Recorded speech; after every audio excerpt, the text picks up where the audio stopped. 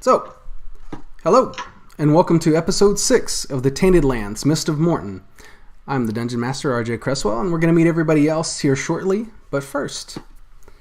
During our last session, your party said goodbye to Sweetroll the Goblin and Killian the Bard as they left for Mournton and followed the misty highway toward a mountain range known as the Godheads. As you were standing outside the Leering Star, you turned to see Toby sitting on the steps, rocking, mumbling, and bleeding from his nose. A moment later, he collapsed upon the cold, hard ground. Everyone was concerned for Toby, so you took him upstairs to Sir Kay's room and took turns watching over him as you explored Mournton by visiting shops, meeting merchants, and taking a moment to play with children in the snow. Most significantly, you took the black stone with 2 white stripes to a woman known as Signy the Midwife. For a fee, she told you that something powerful uses the stone to scry, communicate, and influence the bearers of the stone. For another fee, Signy cast a spell that shattered the stone into 3 pieces and broke its enchantment. After exploring Mournton and making sure that Toby was resting well, the rest of your party sat in the tavern supping, and Wallace revealed that the reason he's been asking about a man named Ragnar is because Ragnar killed his friends Svitserk and Vitsirk's wife. Not long thereafter, everyone decided to turn in to be well rested for meeting with Emily Mournton the following day. Toby stayed in Sir Kay's room, Wynne returned to her room, Sir Kay and Wallace split a room, and Junie returned to her home. Sometime in the early hours of the morning, everyone in the inn awoke to the sounds of someone yelling, "Fire!" Sir Kay doused a blanket in water and ran through the flames, leaping over a collapsed portion of flooring so that he could rescue Toby by jumping out of a window, and that he did, but they suffered a hard fall. Wynne managed to rescue a family of 4 trapped in their room, while Wallace cleared the stairwell of a smoldering beam that had collapsed and was blocking it. After Wallace, Wynne, and the family found their way through the smoke-filled tavern, they met up with Sir Kay, Toby, and Junie, who had made her way to the square because of the chaos surrounding everyone. The misshapen, eyeless things from the forest were attacking the villagers of Mournton and setting buildings aflame, whooping and howling as they did it. Your party decided it'd be best to make your way toward Mournton Manor. So you set off, slaying or scaring away any of the things that managed to get close. Some ways off from the manor, everyone heard the scream of a man coming from a nearby alley. Wallace wanted to ignore it, but Sir Kay wanted to investigate, so he did. And he saw the lifeless body of a man with his head split open and a halo of blood around his head in the snow. Then he saw a figure in the smoke who raised its hand and, unbeknownst to the rest of the party, commanded him to destroy his allies. With that, Sir Kay turned around and attacked Junie. Your party was able to fell Sir Kay and bind him with help from Toby's unseen servant. You carried him to the manor. As you arrived, guards were closing the gates of the palisades that surround Mournton Manor, but you acted quickly and convinced them to let you in, and they did. And that is where we begin, with your party struggling to heft Sir Kay's bulk through the gates. As guards scream for you to move faster, you hear whoops and howls behind you, and you turn to see a dozen misshapen things running towards the gates. Before we go any further, introduce yourselves, tell us who you are, who you're playing, and given that you've all kind of stared down death tonight or in the past few days, I want you to think of one memory from your past that might have crossed your mind. So, let's see. Lewis, let's start with you tonight. Okay, my name is Lewis. I'm playing Wallace, who's a trickery cleric, and as I'm staring down death, this takes me back to a moment in my life where I remember being at the temple of the Order of the White Moth, just outside of it, and I remember seeing myself bloodied all down. The scar you see on my face is a fresh wound at this point, and I see looking up the displayed body of my friend, whose back is sort of being opened up, and he's kind of been displayed there alongside his wife, as I see Ragnar turn to me and disappear in a sort of dark smoke. Okay. Kristen, if you'll go next. Hi, I'm Kristen. I'll be playing Toby, a gnome warlock. Yeah, not a fan of dying. I guess the last an image that pops into his head is just like a private ceremony out in the woods, or like kind of in the mountaintop, of him much younger with um, a younger or young gnome, uh, and that's about it. They're just smiling at each other, and there's just flowers all around, and then just kind of comes back. Okay. Jess, if you'll follow that up. All right. I'm Jess. I play Loftwin, otherwise known as Win, a high elf druid. And during all this, the image of her being forced to study as a young elf the arcane teachings that her parents followed and studied and were pressuring on her, sitting at a desk just staring wistfully out a window at some trees, wishing she was anywhere else, and yet right now what she wouldn't give to go back to that. Shondell? Hi, I'm Chanel. I play Junie. And Junie's happy place is essentially like growing up in the forest and just essentially climbing and running through the trees and whatnot. One of her most cherished memories, I guess, that she goes back to in hard times is remembering just climbing up like a really tall tree, laying on one of the really thick branches and just essentially relaxing all day. That's her happy place. Okay. All right. And Eric, if you'll finish up for us. With Kay being... Well, I play Sir Kay, the paladin who is currently unconscious and hogtied. And being unconscious, I imagine this starts off something of a dream and slowly turns into a memory as the scene shifts. And it starts off with him standing there looking down the alley, seeing the victim at his feet who had their head kind of burst open. But instead of just a faceless victim, this time it's Feli. And they actually speak and say, "You left me." And then it slowly shifts to a familiar sight that I will not detail because RJ knows what it is. All right. But it shifts to a person he's effectively only seen once and a voice he's only heard once. And against the backdrop of the fires burning in Mournton, the scene changes to that body on a pyre. Okay. And two voices conflict in his head at this point. The voice from the body saying we all have a choice, and the voice of the creature in the alley that said destroy them. And they sort of just overlap. All right. Excellent. So before we go any further, I do want to remind you all that everyone except from Eric is still in possession of a plot point. We did talk about those and how you might use them and how another player might throw in a complication. So those are still in play. Just wanted to remind you of that. You're not obligated to use them. I'm allowing you to have them for as long as you want to hold on to them. All right? But they do exist. Now, back to the game. Two guards quickly swing the gates of the palisades closed and brace their bodies against it as you break past them. The things from the forest slam into the gate from the other side as they howl. The two guards struggle to keep the gate closed and yell for a third guard to bar it. The third guard starts for a thick board, but is brained by a stone thrown over the gate. Then the two guards at the gate scream for your help. What, if anything, do you do?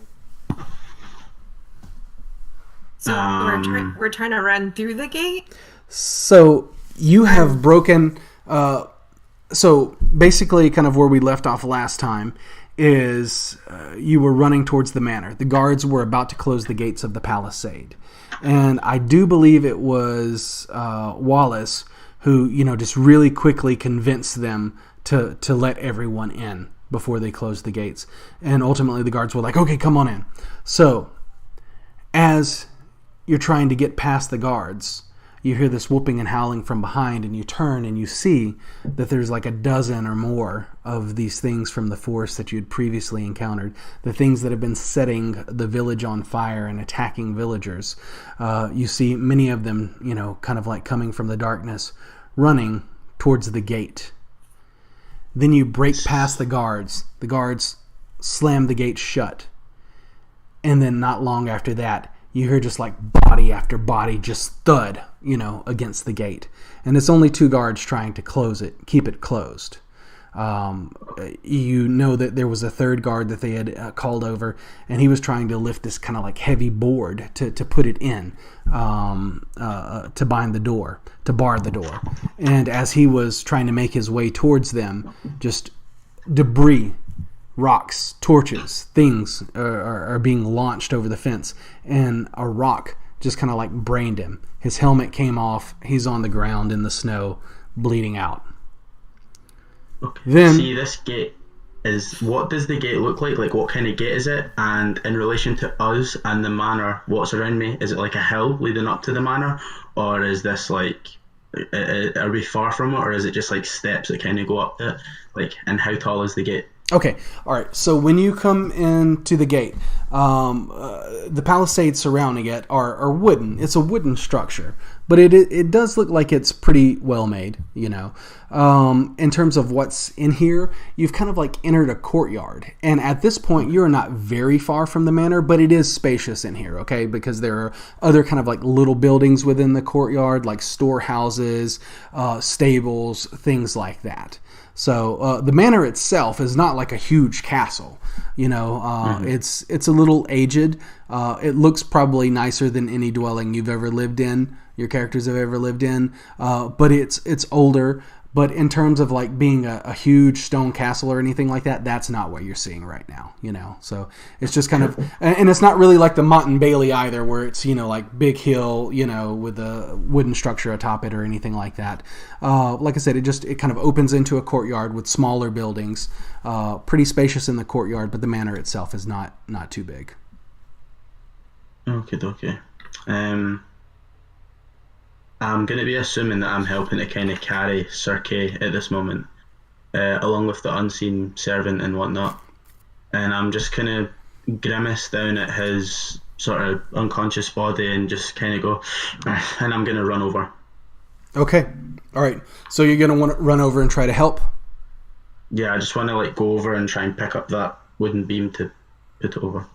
Okay. I will run over and help Wallace. Okay. All right. What is everyone else trying to do, if anything? I'm going to stand over Sir Kay contemplating on what to do. Okay. All right. And then what about Toby? He's going to cast mage armor on himself. Okay. All right. So Toby quickly kind of... how long does it take to cast mage armor? Is that a pretty quick cast? Yeah, I mean, it's a cantrip, so... I believe it's an action, mage armor. Okay, all right, so relatively quick. Action, yeah. Okay. So, Junie, in that case, I'll start with you. You're standing over Sir Kay. You've seen that Wallace and Wynn are both kind of like making a play towards the big wooden board that the other guard was trying to get before he was brained. And you see that the two guards at the gates are having a remarkably horrible time trying to keep it closed, as there are these dozen or more creatures outside trying to force it open. So you probably think to yourself the best way that you might be able to help would be to, kind of like give them some more support. Would Junie do that? Junie's definitely going to highly consider it. She's going to look at Sir Kay and just like kind of let the rage get to her for a minute and like really essentially see red. Like she needs a moment to process, but then she's gonna realize that like it's not worth it right now. At least she'll take out her revenge or whatever she's gonna do on him later, and she's gonna run over to the gates and try to help support it. Okay. As she's making her way toward the gates, rocks and other debris are being thrown over, much like you've been witnessing. What I'd like from you is an acrobatics check to try to avoid being brained, much like the other guard was. So, if you will, give me an acrobatics check. 15. 15. Okay. So, Junie, standing over Sir Kay, thinking seriously for a moment before deciding to act, leaps into action, makes her way towards the gate, dodging bits of rocks and other things, not being hit, and you do manage to get over, just as there's like another wave of just like thuds against the gate, and the palisade gates are kind of like, caving in a bit. You just kind of like go shore up right behind them and push them back closed again. So that happens. Now, as you're there, after that last wave where the gate was almost forced open, the guard to your left begins just kind of like panicking, and his hands come off the gate for a moment, and he's just like, I'm gonna die. And then you just see this look of fear in his eyes, and you can tell that he looks like he's about to run. And not only you, but Lewis and Jess, you see that one of the guards holding the gate closed appears as though he's going to run. Now, same thing, Toby. Except Toby's busy casting mage armor at the moment. So, do you continue on with the board? Or do you do anything else? I'm talking to Lewis and Jess right now. Yeah, I'm just going to be charging towards. I want to go for that beam that was dropped. I want to get that up there as quick as possible to try and secure the gate.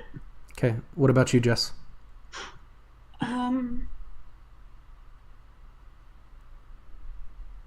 Wynn sees that, and though she keeps moving to help Wallace, she looks at the guard at the gate. You move and we will die. Stay there. Okay. All right. How do you want to play that? In terms of, are you trying to do this in an intimidating manner, or just trying to persuade him to stay? Persuade him. Okay. All right. Give me a check on that. 19. 19. Okay. All right. So, moving with Wallace, but seeing this happen, you look over, convince him that death is imminent if he flees, and you see him steel himself, and then just kind of like push his shoulder in against the palisade gates instead of, he's holding his ground instead of fleeing. All right. Now, Toby, you have managed to cast mage armor. I'd like you to just give me a general perception check right now. Yeah, 5. 5. Okay. Mage armor looks good. Yeah, it does. Yeah. All right. So, Lewis, you're going to the board. And this is a board meant to bar these two kind of large gates. Not just bar it, but obviously withstand an attack, an assault, much like is going on right now. So it's heavy. It's very substantial, kind of hard to move around. And Wynn is trying to help you, but at the same time, she's also acting to, kind of convince this guard to stay in place as well. So what I want you to do is give me an athletics check as you're trying to heft the weight of this board and get it into place. Okay, that's a 16. 16? All right. So, You do manage to lift it with Wind's help, and you get it in place as another wave begins to crash open the gates. And the bar, or the board, manages to bar it shut.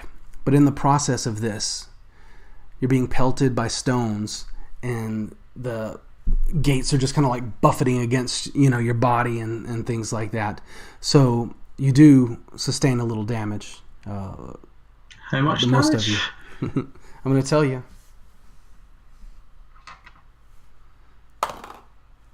All right.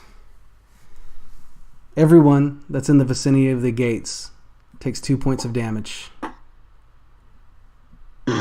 So mostly I am on 1 hit point. Yeah. All right. But as you look at the gates, they're pretty shored up.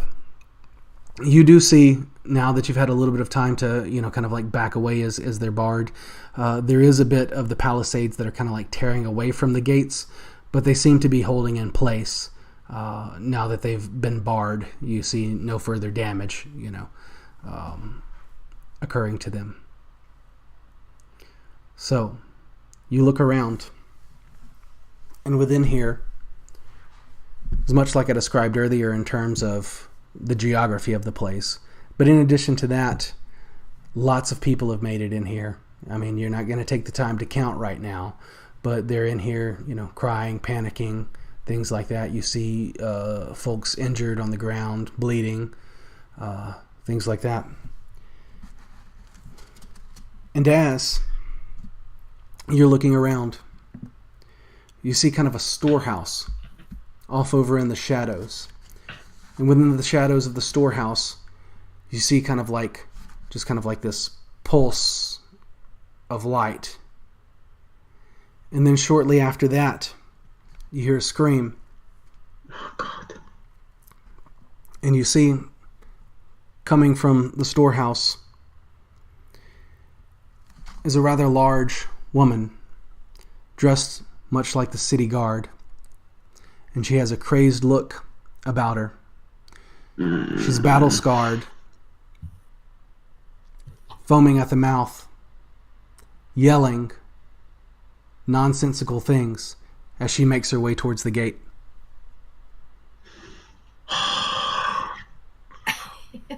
Roll initiative. Oh, I'm gonna die, mate. I'm actually gonna die. I've got 1 hit point.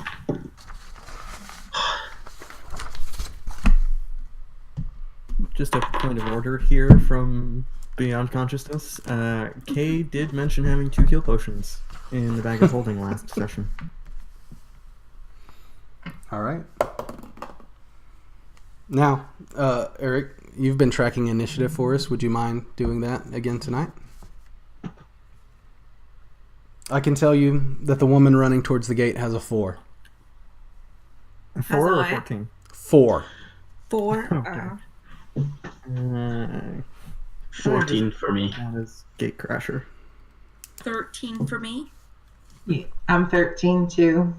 Who has the higher dex? I have a 12 dex. Same. Okay, roll a d4.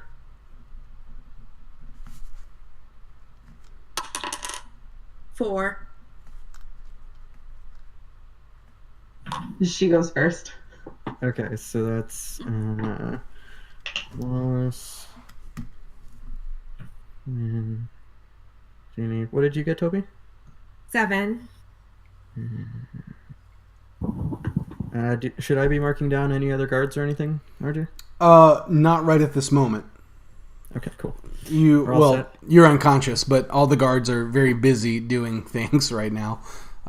Yeah, I just didn't know if you had them planned as interacting with us or not. Right. Not at the moment. So, Wallace is up first. Looking at this woman, I'm gonna just crack my neck and I'm gonna cast Sacred Flame at her, assuming that she's gonna be hostile. okay. Okay, that's a nat 17. Yeah, that saves it. All right. So, You cast your Searing Sacred Flame, and just you see kind of like, again, this crazed look in her eyes. She just kind of like darts to the side in this sort of unnatural movement. Who's next? Can I use my movement to run away? Yes, you may. I want to try and get away from her, like get myself in a bit of an advantageous. Actually, I'm going to invoke duplicity. That's what I'm going to do. Okay. All right. So you invoke duplicity. Now, just real quick, how does that work exactly? What It's are you an doing? ability, so basically, starting at second level, you can channel divinity to create an illusionary duplicate of yourself as an action. Oh, it's an action with I wouldn't be able to do it because it doesn't matter that yeah. I don't do that. No. Okay. Who's next? I'll do that next time. But you can still use your movement if you'd like. Yeah, I will just try and get into as much. With a passive perception of 16, I would imagine I would be able to see somewhere that could get me into perhaps an elevated position on or an advantageous position on this person. Sure. You look around, and so are you still trying to like be within like striking distance of your spells, but Yes. out of melee range? Melee range? Yes, pretty much. All right. So you can certainly do that. All right. Who's next? Next up is Win. When you've observed all of this, and then you see Wallace run. Run, Wallace, run. All right.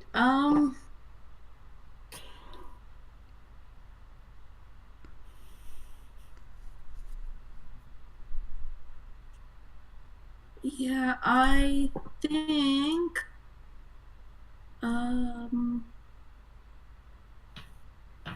yeah, I'm gonna cast Thorn Whip.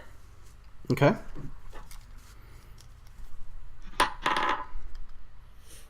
12. 12 does not strike.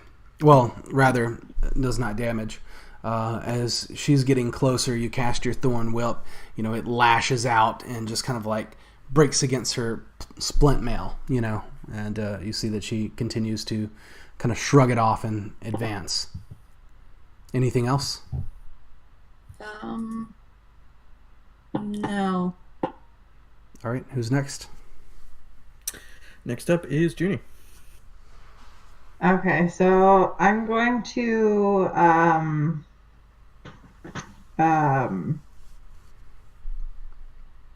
use my bow. That's what I'm looking for.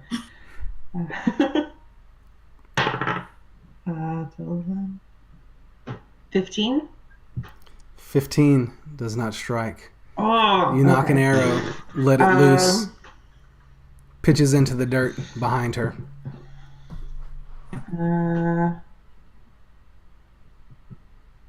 Damn it. Okay. Can I use my plot point in combat?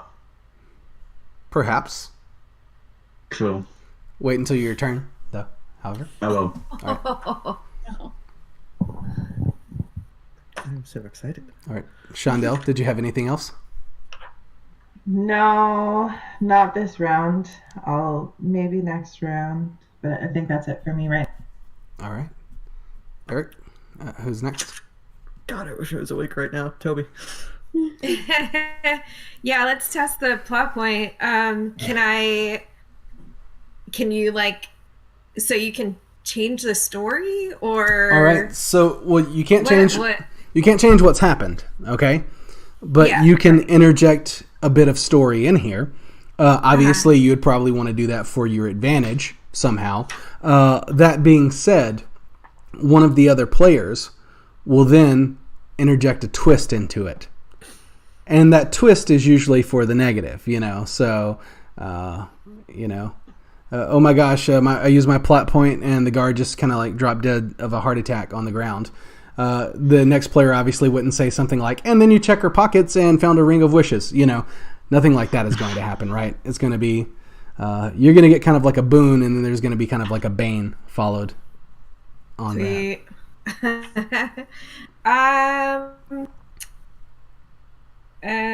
Let's see. Boone. What is around the square for us? Like, is it just like an open area, or? It is largely an open area, but there are buildings in here, as I've said. You probably see other things as well, structures other than a building, scaffolding, carts, things like that. So to kind of give you what's going on, there's also a barracks as well. This is the area, within... this is kind of like within the Palisades, so this is where the manor can kind of like shut everything off and still be somewhat self-sustaining a little bit. I would like this...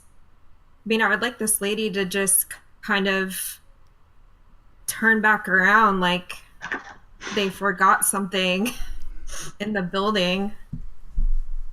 Okay.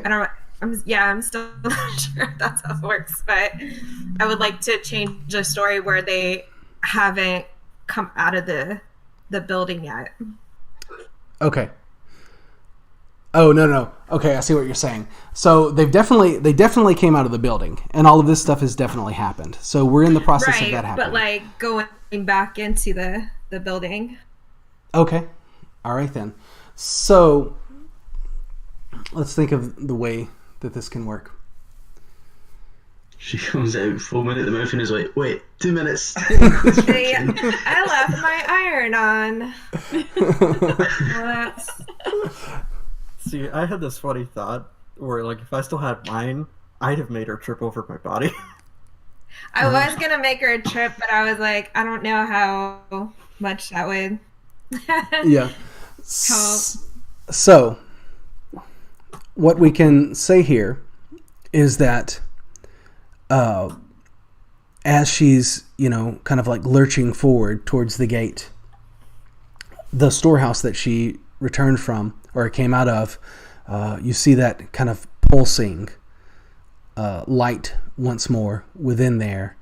And then she stops and pauses and pivots and turns around. Doesn't like run toward it, but turns back towards the storehouse. Now, Eric. Oh, there's things for me. Okay. Give us a twist Okay. on Kristen's plot point. So So it has to be a negative. it needs to be a complication. Yes. Complication.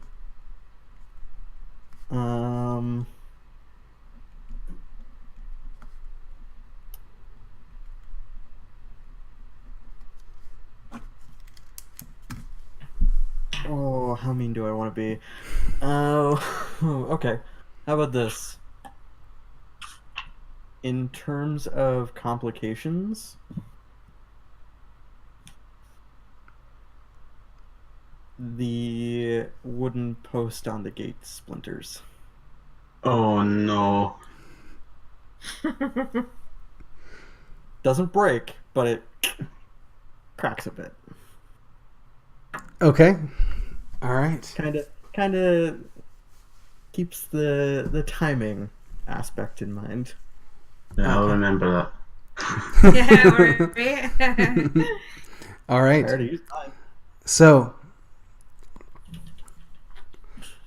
the maddened woman was making her way towards the gate. You feared to attack, to pry open the bar of the gate. Whatever it was didn't look good. You immediately began assaulting her. Or trying to, as each of you missed. Then, from behind her, from whence she came, that same pulsing in the storehouse again, and she turns towards it and begins to kind of like amble back towards it. And you all hear a crack. Sounds almost like thunder. And you see some of the palisades begin to splinter at the gate. Sorry, not sorry. Now, the woman is beginning to kind of like whereas she was running kind of full tilt towards y'all, she's now just kind of like shuffling, almost confused like, heading back towards the storehouse. Doesn't seem to be walking with much purpose, but is no longer advancing towards the gate. And that's what she's doing on her turn. And we'll be back up to the top of the round. Wallace. Can I ask so Sir K is like, you're down?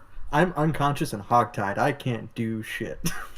But like, were you at 0? I mean, you were... I'm stable. Like, I'm at 0, oh, okay. I'm stable. So I'm not rolling death saves. Okay. Sorry. I was like, where are you? Yeah, I'm basically just like... I am a prisoner. Okay. So, and just to let you know, Lewis, I mean, there are a couple of... there are a couple options that I'm going to present for you, and then there's the thing that you choose to do, which could be those or something else entirely different. So I'm not saying you have to do one of these things. I'm just saying, logically, these could be a couple of options of what's going on right now. Now, the woman no longer seems to pose a threat, so you think. But that is one option, is to continue that assault. Another option would be the fact that some of the palisades have splintered, and you could try to, there's, building materials here and there, beams, things like that. You could try to shore that up somehow to prevent it from collapsing. Or option number 3, something entirely different that you tell me. I would like to use my plot point to have Neom the Untold divinely intervene right now and back up, kind of protect, stop that gate from breaking in. I want that to happen. Okay, so Wallace, just in the midst of this dire situation, not really I would start playing my bone pipes. Yeah. For him to appear. All right. So you're just kind of, trying to channel the divine and just hoping for a bit of intercession. Is that what's going on?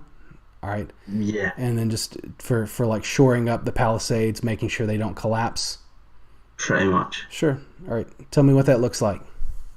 So as I've kind of ran away, this is probably the first time that any of you have ever seen Wallace genuinely fearful of his life. He's pretty much this is an act of desperation essentially, and you can see him kind of trembling as he brings the bone pipes up to his mouth, and he starts to play the same song that you have kind of heard him play, but it's a lot louder. It's amplified, and you can see, for anyone looking at him, that the chrysalis that's around his neck, it starts to glow with this kind of purplish energy as it kind of starts to shoot out of him. You can seem like Harry Potter when they protect Hogwarts, and there's a big force field in that around Hogwarts.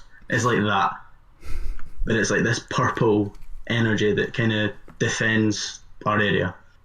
All my hard work cracking those palisades. All right. Now,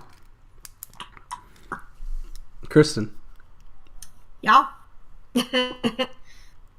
What's the complication on this?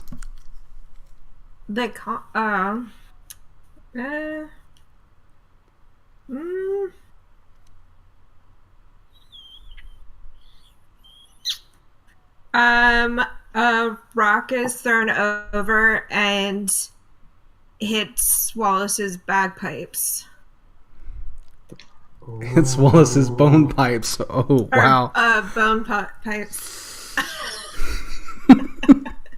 And breaks them. No, doesn't break them completely. But damage. Maybe just damages them. That's my dead pal's bones, man. That's why it's so all right. Good. Fair. Let me tell you what happens. Okay. All right. So, as you're playing the bone pipes, and the divine intervenes to shore up the palisades, You've never seen anything quite like this before, and you're feeling, pretty confident. About that moment, a rock launched over the palisades, smacks the pipes. Part of one of the bones splinters. You hit a sour note as it's shoved kind of like up into your gums, and you sustain another 1 point of damage. I'm unconscious. And with that, Wallace But falls. does he channel anything? Because that would be stinky. No, he did. He did. Oh, good. Yeah. Before Like, she it was this good. up, it's just Wallace's down. Yeah. So it was kind of like surrounded in this purple energy, and where you saw the palisades kind of like beginning to cave in, this energy just kind of like brought it back up. And I don't know if any of you have the mending spell, but you certainly know what it is. And you see where the wood was splintered begin to kind of like mend itself and hold in place. And that's about the moment where Wallace is... The bones like lodged in my nose, like it's like went up my nose and like... All right. That's brutal. Okay. Now, who's next? So that was Wallace's turn. That was Wallace's turn. Win is up. All right. Win. All right. So much just happened. Oh my god. And that totally changed everything I was looking at to do for my turn. Uh-huh. All right. So Win will rush over to Wallace and cast Cure Wounds. Yes. Okay.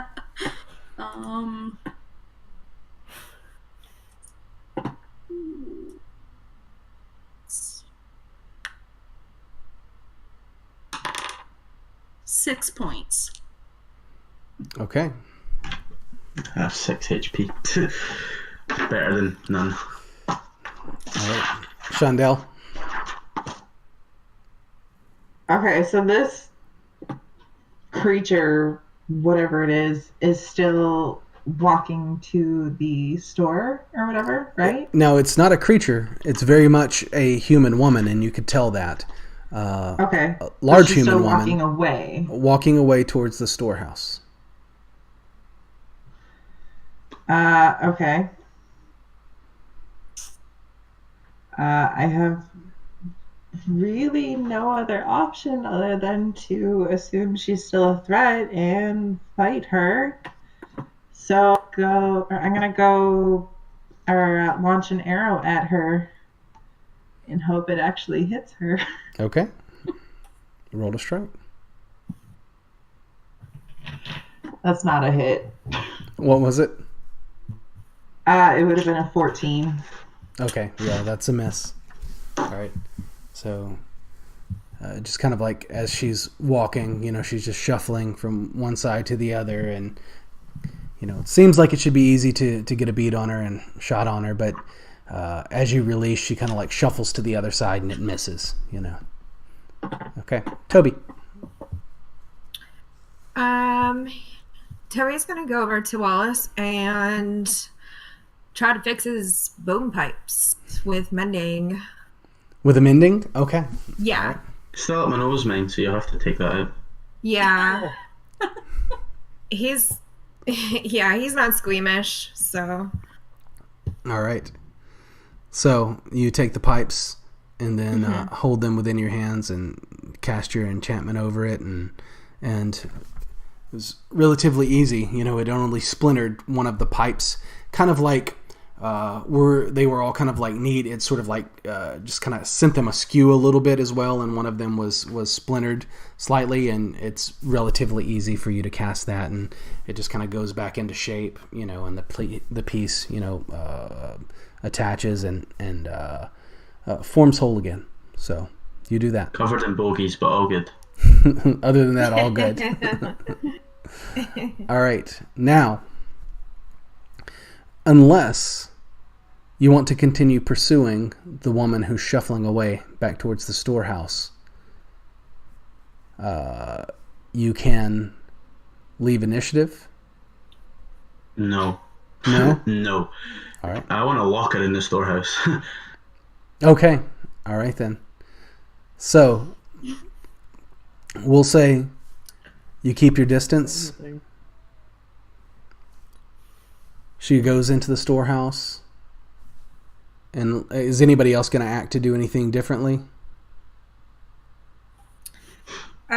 Toby would probably still try to help hold the gate or Sure. fix whatever was broken or the splinters with mending. Okay, all right. And I'm sure that there are things that are right there. There was one kind of like breach that was kind of like going to be an imminent collapse, and that's what Wallace, had used that little bit of divine intervention for there. But you certainly go over there, and you kind of help. Where there are a couple of areas where some of the smaller palisades have, kind of like been broken as these things are kind of like hitting them with clubs and stuff like that, and you just managed to mend a few of them. Was anybody else wanting to do anything different? All right, in that case, the figure will eventually shuffle back in to the storehouse, and the light has stopped glowing and pulsing, and it just shuffles into the darkness. There is a door, and then there is an area where it can be bound closed from the outside. Like a lock on the outside? Or like, well, I need to like put Yeah, something kind of like on. a little thing that you can just, like a lock, but it doesn't really lock into place. It just, Yeah, it's kinda like a bars kind of- it. yeah. Exactly. I'm just going to lock her in there. Okay. All right. Well, you And do I'm that. also going to go up to Toby and give him a hug for fixing the pipes. Okay. Aw. All right. Oh, it's nothing. All right. Get off of me. Wallace doesn't get off of him. All right. I can't breathe. Well, you have that interaction. You being so grateful that you show it by way of a hug to Toby. Toby accepting it for a moment and then just kind of like beginning to try to push you away. Then, after these events, everything is a bit of a blur as guards shore up the palisades and try to maintain order, as villagers panic when the things from the woods assail the palisades or throw objects over them and into the courtyard, things like stones and torches and other debris. Some archers fire over the palisades and you hear growls and yelps from the other side. After a while, the whooping and howling and assault subsides, and the guards vigilantly pace about, awaiting another wave of assaults.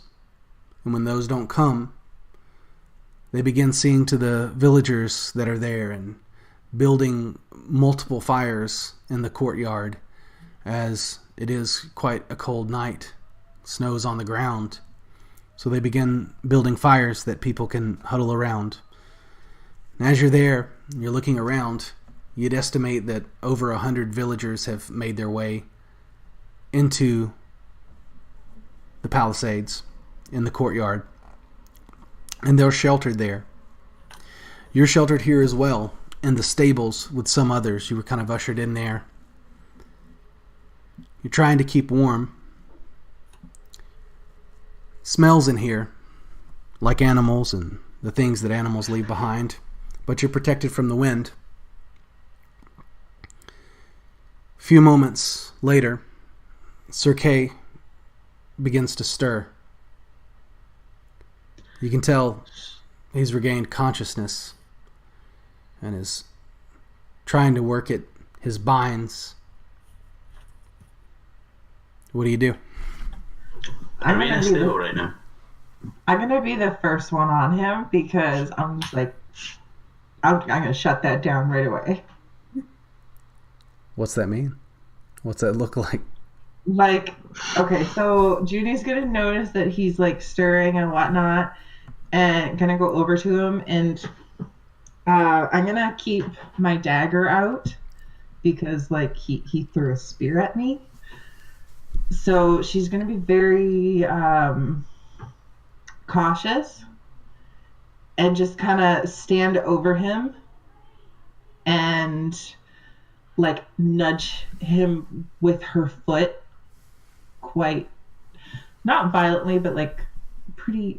It's a pretty significant nudge, almost a kick. Okay. No. Eric Cirque's on the ground, finds himself bound and gagged as well. I forgot we gagged you. You did. You gagged him. So he's gagged as well. And Junie has a dagger drawn and just kind of like doesn't quite kick you, but firmly plants her foot in your side. There's not much you can do unless you Hopefully tell me not there's something you aggressively. can do. So are we in a stable right now? Like, can people see us right now? Yes, there That's are what I wanna know. there are others around. You've kind of like gone, sort of into a stable to yourselves. It's empty. There's hay in here, but you know that there are other people within here. Okay, I want to turn to Junie, and I'm going to be like, listen, I'm as raging as you are, right? Now, I think we've all had a pretty long day, and we've got a lot of things to say to him. But let's not forget the ordeal he went through. And while he did attack you and I'm not defending him, he saved Toby's life. Something's no right here, and I'm gonna, and I intend to find out what's happening. And by all means, you're entitled to your anger. I'm just as angry as you, and I feel just as betrayed as you. Let us rest for the night, and tomorrow we'll get to questioning, and we'll find out what happens. There are too many people here. We don't want to create a scene. We want to wait till things calm down a bit. We'll keep him hogtied. We'll take the gag out. That seems... I don't know. Yeah, What do you think? he stays bound. As long as he stays bound, I'm okay with that. What about the rest of you? What do you think? All Well- things considered, that's fair. He did save me, so I don't He think did. he's completely lost. He did also chuck a spear in your pal's shoulder. Junie's gonna turn to Toby and be like, he may have saved you, but you didn't see the look in his eyes when he threw a spear at me. Something was wrong. He stays bound. Oh, you're the boss. He probably says that to everybody. Because everybody's bigger than he is. Okay, Sorry. Can I take a first watch for tonight? You could. Yeah. See that All big right. book? Now, let me on back up his real case? quick. I apologize. One of my daughters did not know, had just got home, did not know we were streaming, so I was just kind of... Okay. Did you say that you were going to...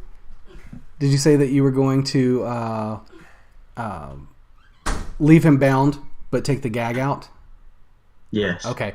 And now you want to keep first watch. Take first watch. Yep. Okay. All right. Before we go further, so you remove the gag. Eric, if you will, roll versus insanity. Or give me a Okay. sanity roll, is what I mean to say. 13. 13. All right. Now, everyone else settles down. They're exhausted. They fall asleep pretty quickly. You're here. You decide to remove the gag from Cirque's mouth. He looks very Right. confused. Can I ask a question? And this is more about... I have to ask you this, RJ. Because I, as a player, know what happened to me. But I don't know, with the way domination works, am I aware that I was under something else's influence during that time period? Because there's a lot of charm spells out there where the person knows when it ends that they were charmed, and I don't know if this is one of them. You know, here's and I don't think it specifically says that in the text. If you give me a moment, I'll look it up real quick.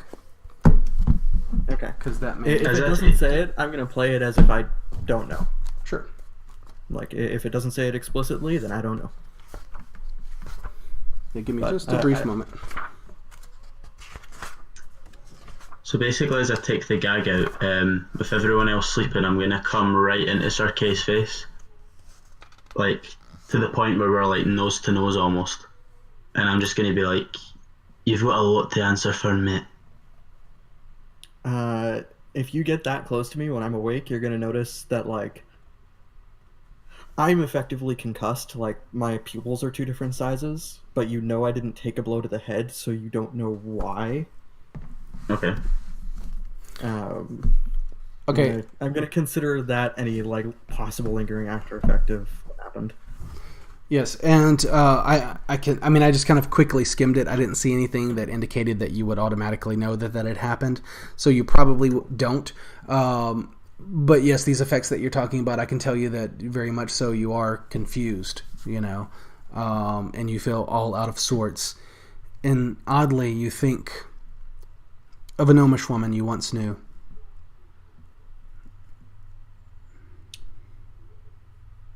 Is it okay if I just throw a name out there? Because we didn't talk much about this. Sure. Or do you have a name for the NPC? You go right ahead. So, with Wallace right in front of my face, I'm seeing you, but I'm not really looking at you, kind of deal. And Okay. it would be one of those things where the first words out of my mouth before, like, I actually focus on your face and my eyes go back to normal would be like, oh,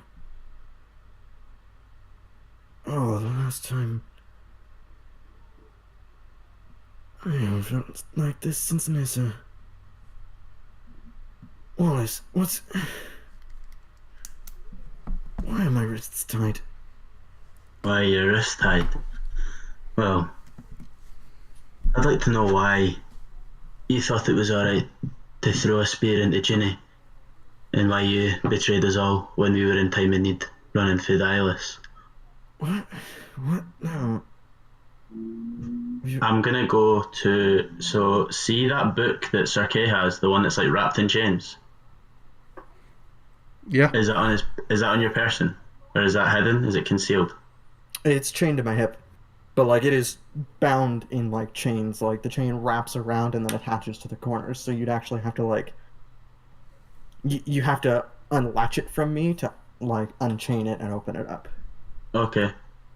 I'm gonna go into the bag of holding and take a healing potion.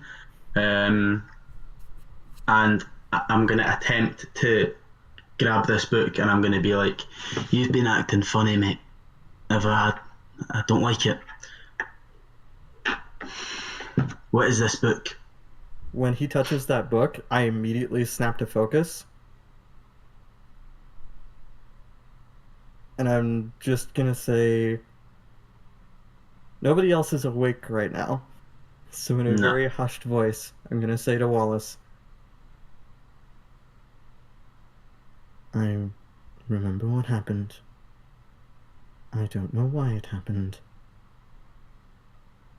But that book is as sacred to me as your bone pipes are to you. So if you touch it, we will have problems. I'm just gonna smile on his face, and I'm gonna go, what are you gonna do about it? You're hog-tied. They're all asleep. You attacked someone that's meant to be our friend. And while these bone pipes are sacred to me, so is friendship.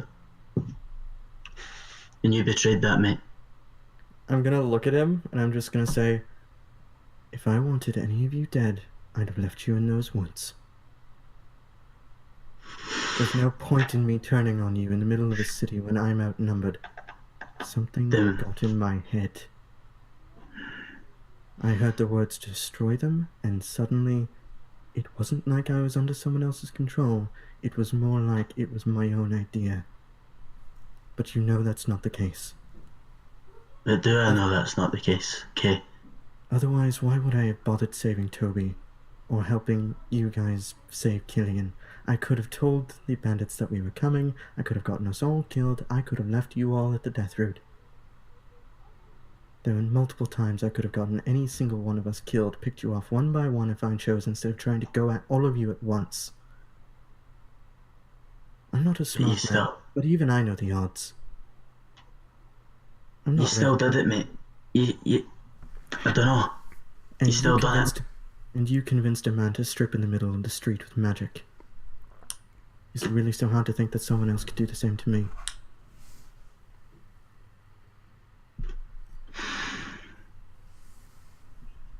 Look at me. I'm bound, I'm hog-tied. But more than that, my actions speak louder than my words. And more than that, I have acted in all of our benefit more than I've acted in our detriment. You know that. So perhaps, maybe, you should stop and think this through before you start acting a bit more like Ragnar than you would like. Dinna bring him up, mate. Especially knowing you're in a position like this. You know nothing of me, and you know nothing of what I've been through, mate. I don't want to hear any more of that. Don't question me, what I do in battles. That's down to me. My actions are the same. All I can do is look at what you've done. And what you've done, yes, you've done good. But they call you the Knight of the Road. You travel knowing you're a bit of a vagrant, a bit of a roamer, a bit strange. Nothing wrong with being strange. Everybody's weird in their own way. But I see the way that you act with that book. I see the way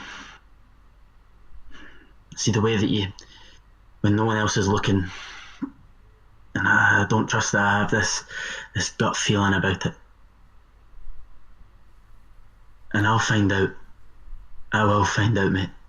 If you don't want to talk to me about what this is, that's fine. I've got other means of finding out what I want to. I tried to come to you man to man, firstly, and say it to your face. I'm gonna cut you for obvious reasons. I'm gonna cut him off, and I'm just gonna say, if you want to know what it is, just ask. There's a title on the book. You can spread the chains and see it. I'm gonna spread the chains. What's the title of the book? The title, like embossed in the leather, is Book of the Redeemed. Would I know what that is based off the title? Is that like a book that you know, like people would know that it was a book? You could give me a religion check. Okay. Natural 20. Natural 20. All right. Well, being a cleric, a good bit about all the various different religions and the realm. And you very much know that it is a tome associated with the judge. Okay? And it's kind of a very personal book, that the knights or adherents to the judge carry with them. And they sort of add their own to it as they adventure. And you probably don't know much more about it. And to say adventure is also wrong, because not everyone who is an adherent of the judge is an adventurer. Mm-hmm. But you associate it with the greater people who worship the judge. Not everyone just has a copy of a book like this. Okay, so it's kind of like a diary then. You could look at it. Gospel. Yeah. Okay, That's the closest comparison I can make. Okay, so knowing obviously that not everybody gets these, what type of people do it? The people that get it, are they part of like an order? Are they part of something? Is it like a select few people? Like generally speaking, like Or would I not know that? I'm only asking that because I rolled a nat 20. Right. I mean, you might know that, but Eric, I'm going to let you step in because I haven't thought this out completely, and you have a better idea. You can tell him what he might know. I imagine what you would know is the people that carry one of these are generally those trusted with how can I put this? So I don't know how much medieval history anybody's studied, but there's a concept where there used to be traveling judges. Like, not every small village would have their own kind of tribunal or judge available, so they'd travel around, and whenever they came to town, judgments would be made on cases. So people carrying this book are sort of viewed the same way. They are people who are viewed with authority under Demarez, and they're viewed as supporters of the law. And they're part of the hierarchy, but like they're not always. If there's someone of higher rank within the law around, the higher rank gets it. But if they are the highest rank of lawkeeper in their particular vicinity, then they're the one people go to cast judgment. The other side of that natural 20, you would probably recall something of an alternate title for the book as the Book of Last Wishes. Okay. As soon as I see that title, I'm going to look back to Kay. I see why you keep this to very personal to yourself. And I won't pry. I would be less worried about me and more worried about Junie, mate. But I've got to ask.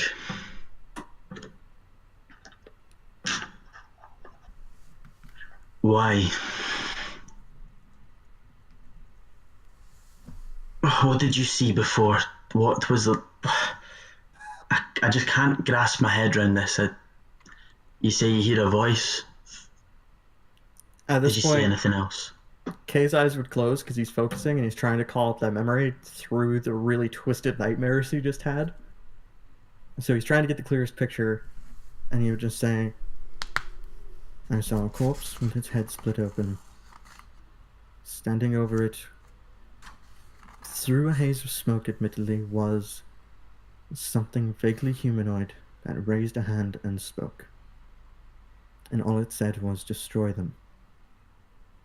And while in my head now, I know that I would never make that choice of my own free will, for some reason, that choice was made for me. It's not the first time this has happened to me, and I'm only just realizing it now because I didn't know that was possible. And you would actually see, like, there's almost a tear that falls, but he, like, blinks it away before it falls, basically. And I would just say, before I met you, Wallace, I didn't know magic that could force people to do things against their will existed. And then you commanded a man to strip in the street. And this has happened to me before. You were commanded to strip in the street? I wish it was something that simple. No. No.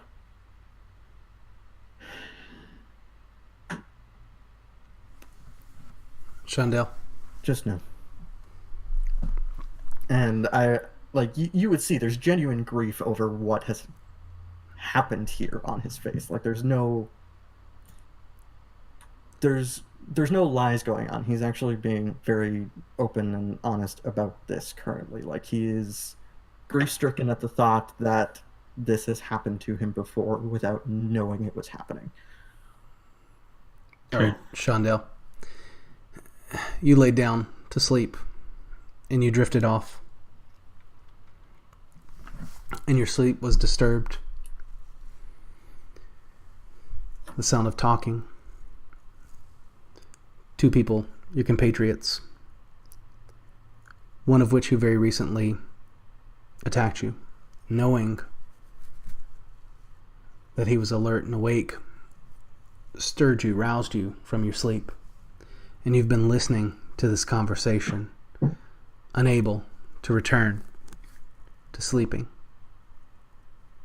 lying there still. Do you wish to continue lying there quietly?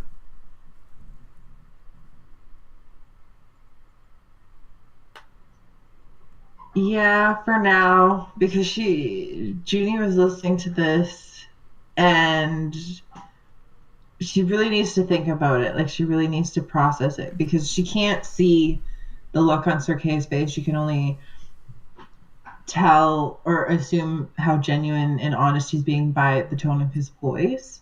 So she's just going to kind of lay there and really process everything that she just heard and how she heard it.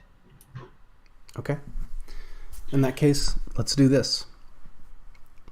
We're not quite halfway through our normal time, but I think this would be a good time to say, let's go ahead and take a 5-minute break.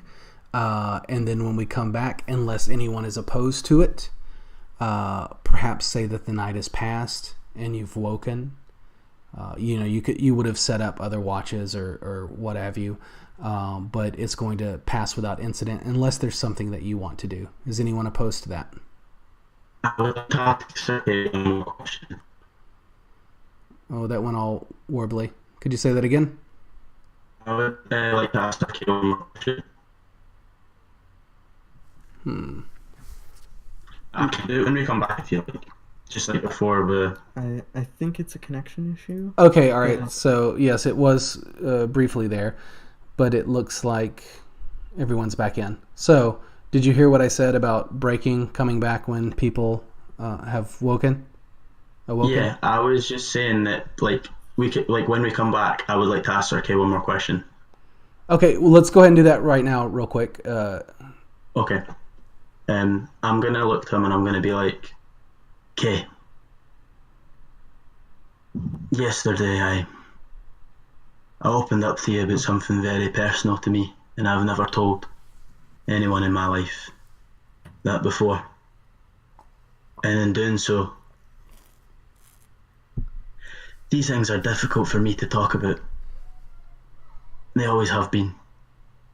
Believe it or not, I've never really had much friends. And I consider you all friends of mine. I can see that this griefs you. What happened the last time that a magic like that was used on you? If you don't want to talk about it, I understand, but... Let's roll for that, because I don't know if he would or not. He would say...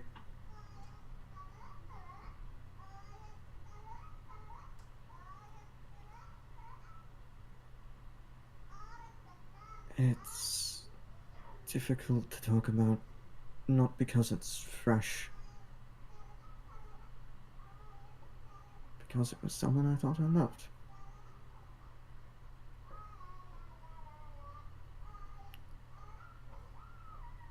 No, I don't know if that was a lie.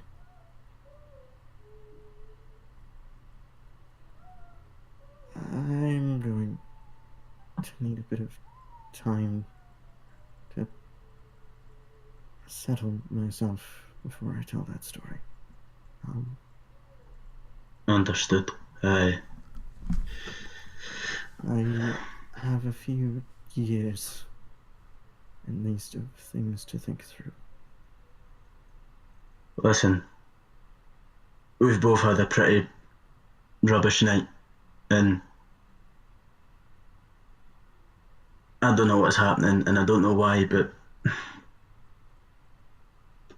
I believe you. But I'm still annoyed at you, mate. But I believe you. Because that was pretty messed up, man.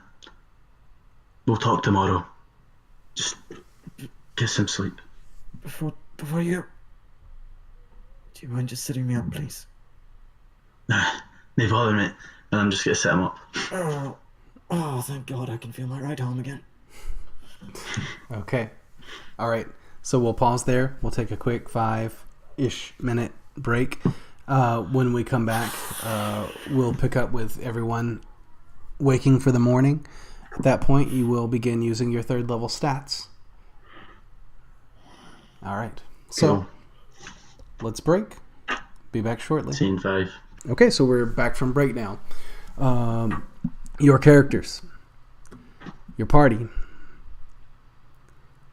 had experienced quite an ordeal the day and night before. With Mournton being attacked, you retreating to within the palisades of Mournton Manor and helping to defend it.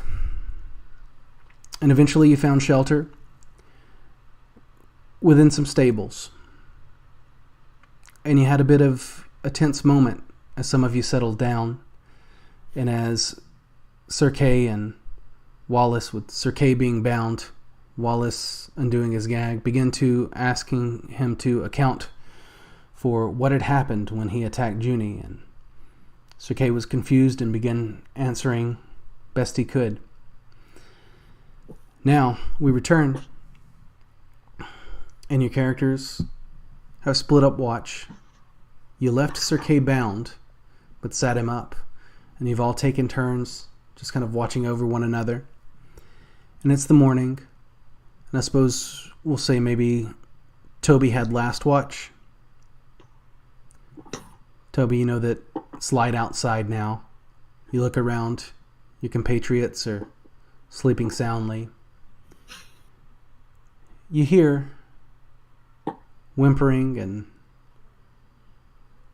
throughout the stables, not from your compatriots, but just this sorrowful bit of humanity that's collected here right now that had just yesterday lived fairly normal lives, had hovels or homes or apartments or whatnot, and just had their lives upended, much like you've had.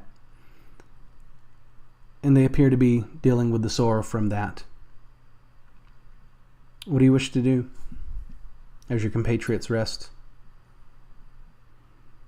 He'll probably go around to everyone and try to, like, console them, but not in a good way. Probably not in a way that's that they need to be. He'll just be like, "Oh, don't cry. You're still alive, aren't you? Aren't you?" And like probably creeping out the kids and but trying to be a little upbeat about it. All right. So you go around doing things like that, and you know, Toby's consoled before. In fact, I think he had managed to sort of successfully console Junie in one of her moments of despair after seeing the brain emerge and attack within one of your first battles together. And as you walk around, Junie and the brain. Sorry. Toby is cognizant enough that you're trying it. You're trying your best, but you know it's not working. You know, for example, you approach, you know, one woman who's just, you know, smoke and soot all around her face, and she's holding a child, and, you know, you come up and the best you can, you know, "Oh, you know, you're still alive, aren't you?" And that's who you kind of pull that on, and she's... RJ, you can't do my voice. I'm it trying. makes me laugh so hard. I'm trying.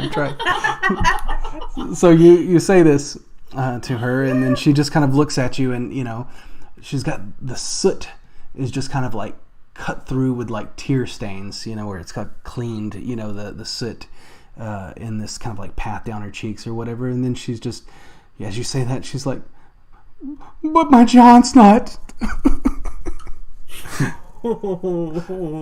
And then she just collapses. She says, "But her John," you know, like, I mean, she's talking about her husband, presumably. Oh. You know. And she, you know, just begins, you know, weeping into the back of her child's head and kind of collapses in despair. This is awkward. He's gonna put some couple pieces of gold by her. He doesn't know what to do. All right. So he'll put he's got credit. He'll put like 10 gold next to her. Okay. Yeah, and then he'll probably just retreat, cause realizing again he's bad at this, and then trying to tinker with his pocket watch, and would it still be working after all this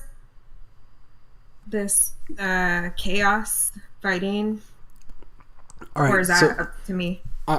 Well, I mean, it could be up to you. You know, if you needed to repair it and wanted to do that, that would be fine. I'd say it probably could have Oh, I forgot you leapt out of a 2-story building. I don't know. Yeah. Let's see. There was that, but everything else would have been sure fine. it's But still working. why don't you give me a percentile roll? Why did I say anything? 31. 31. All right, you're good. It's still working. Oh. Yeah. So. I was like, is that good or bad? Yeah. No. Cool. It wasn't broken in the fall. So. Whew. Just every bone in Toby's body. Yeah. All right. Just my other hip.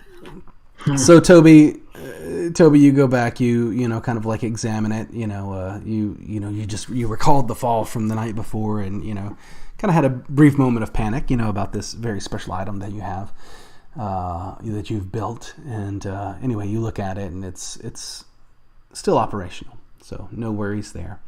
But I'll assume throughout the course of your watch, you probably fiddle around with it a bit. And then you're, quite aware that it's about the time that you would probably, wake everyone. Things begin to stir outside in the courtyard of the manor. That multiple people are already awake inside here, as I've already explained. You hear them crying or, whatever.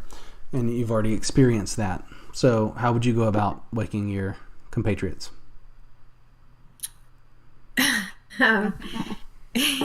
Well, is it like early morning or just like mid morning? No, yeah. It's early morning. I mean, like a little past sunrise. It's not still dark outside or anything. He would probably go over to Junie and just kind of like, are you still sleeping? Everyone's crying. I don't know what to do. You're not tired, are you? Judy's gonna she's gonna stir a little bit and then like sit up and kind of rub her eyes and whatnot, and then she's gonna look at Toby and be like, "How many people did you upset this morning?" I lost count after 2. Sure. Are we gonna untie Sir Kay now, or are you still mad at him? We're gonna deal with him. We're gonna deal with him. You go wake everybody else up.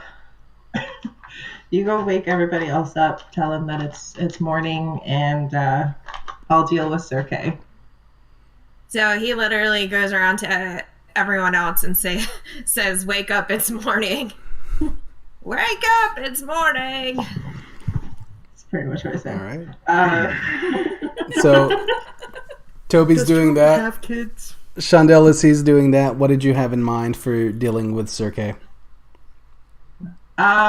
Reflecting on the conversation between Sir Kay and Wallace, she's gonna go over to Sir Kay and kneel down and take out her dagger and press it. This is gonna sound really, really bad. It's not gonna be bad though.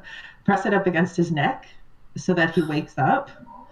So And then, assuming he stirs and wakes up at the fact that there is now a dagger at his neck, she's going to just cut through the binds and unbind him. As she's giving him a very angry but forgiving look, if that makes sense. Okay. Like she's not quite over it, but she reflected on what she overheard, not like you not knowing that she overheard it, and she forgives you to a degree. She's not quite ready to talk about it, but she's still mad, but she's like, it wasn't your fault. All right. So, it's okay. You were set up last night by Wallace after you asked him to do that, and he did it for you. And you've slept in much of the same position throughout the course of the night.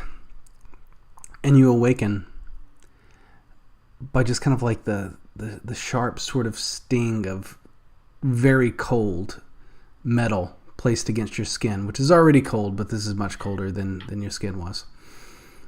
And you flinch at that, and it nicks your flesh just a little bit.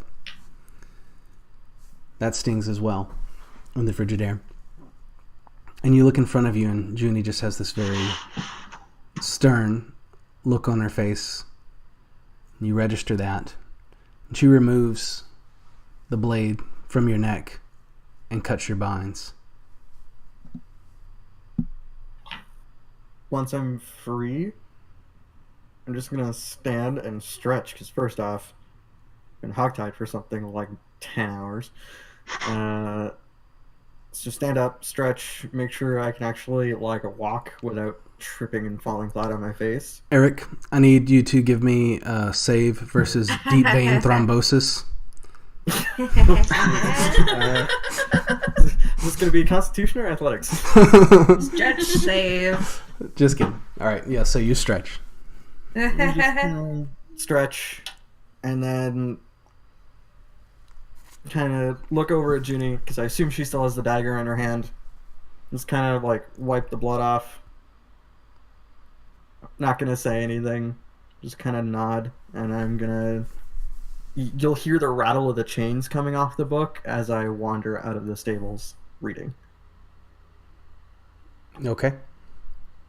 All right, you observe that. Now, Wallace, and when Toby approaches you, and you don't know this, you're asleep, but you're awoken, by Toby telling you to get up, it's morning time.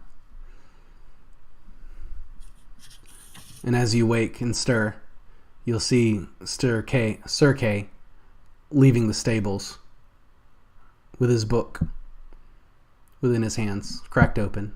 He appears to be reading from it. That's different. Did I miss something this morning? I made some people cry. Junie's just kind of gonna overhear Wynn and just kind of look at her and be like, it's okay. Okay. I think, things have been partially resolved. Now we've got to kind of look at the position that we're all in just now. We were supposed to talk to the lady in Mournton. I still think that is something that should be at the top of our priorities. But as I said to you yesterday, Jenny, if you need a minute to go and talk to Sir Kay or whatever, then that's fine. And Toby, I never really got a chance to talk to you yesterday, but I don't think you realise how much I appreciate you mending these. I believe you were asleep, probably, at the time when I opened up to the rest of the party about what these are to me, and these bones are important to me. These are the bones of my friend who was killed, and this is a way that I keep him with me, and I am eternally grateful for that, in all seriousness. So thank you again, and I'm going to offer my hand for like a firm handshake. Yeah, he returns it and says, you're lucky to have someone you found so dear, so close with you all the time. Some of us don't have that. I'm sorry for that. Friendship is an important thing to me, and well, I'm sure in your life, and I hope that in your life you get to experience that, because there is no better feeling than to know that someone has your back and you've got theirs, and it doesn't really matter what you do, you just always know that they're there. And consider myself, I would do that for you, Toby. That is the greatest amount of kindness anyone has showed me since Vitsert. So thank you. And I'm gonna walk off. Just Toby thinks to himself, like, what? He didn't make him cry, and like he's just trying to process all that just happened. Like everything was good. Yeah. Like trying to do the math on that one. Toby, I mean, you can tell me if I'm wrong, but I sort of imagine Toby as, other than this little bit of a friendship he's kind of, or acquaintance that he's developed with Junie, I imagine him to be fairly withdrawn from society. Oh yeah. Yeah. He's definitely a shut-in, and just deals with all the gizmos and gadgets and making stuff, and so yeah, he's definitely closed off from everyone. Yeah, so it's just kind of safer that way.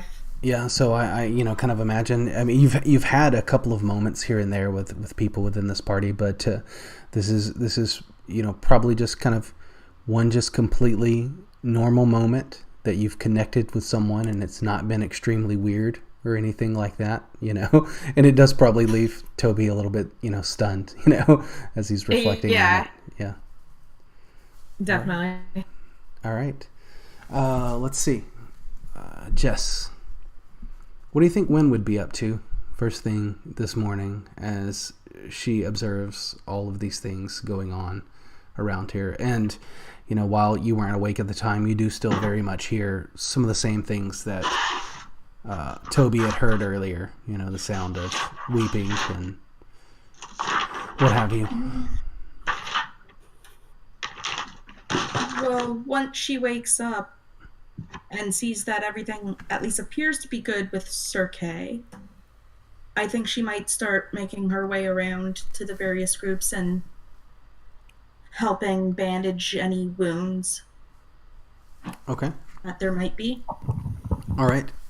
Well, she'll go around, and she will definitely, once again, much as I've explained before, the fires throughout Mournton were just fairly widespread, and smoke was just everywhere. So when you see people this morning who have not bathed or had much of a chance to attend to themselves at all over the course of the night, they're still very soot stained, especially around the nose and mouth and what have you, along with their clothes. And she will find people who were, injured, abrasions from running and falling, or also jumping out of windows, probably people who had managed to get away from attackers, throughout the night as well. So there is certainly plenty of work within just the stables alone to keep her busy doing these things. Now, as she's doing that, just give me a general medicine check so we can see how she's doing aiding others.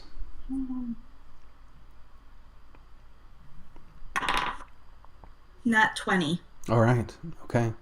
So, she's going about, you break out your herbalism kit, and, you're applying salves to, burns and, bandaging people and what have you. And I assume, feeling fairly fulfilled, being that's one of the things that she's into, right? So, yeah. Anything else? Starting to feel in her element a bit more. Okay. All right. Sir Kay, you walked outside. You got your book. What's going on with you? Does The manor have some kind of chapel? There is no chapel that you can observe. You do know that within the town, outside of the manor, there is actually a church of the judge. You had observed that. Are the gates open at all? The gates are very much closed right now. Okay. And as you're looking around, you can tell the guards that are here look like they haven't slept all night, and they're very much as alert as they can possibly be, you know. Okay.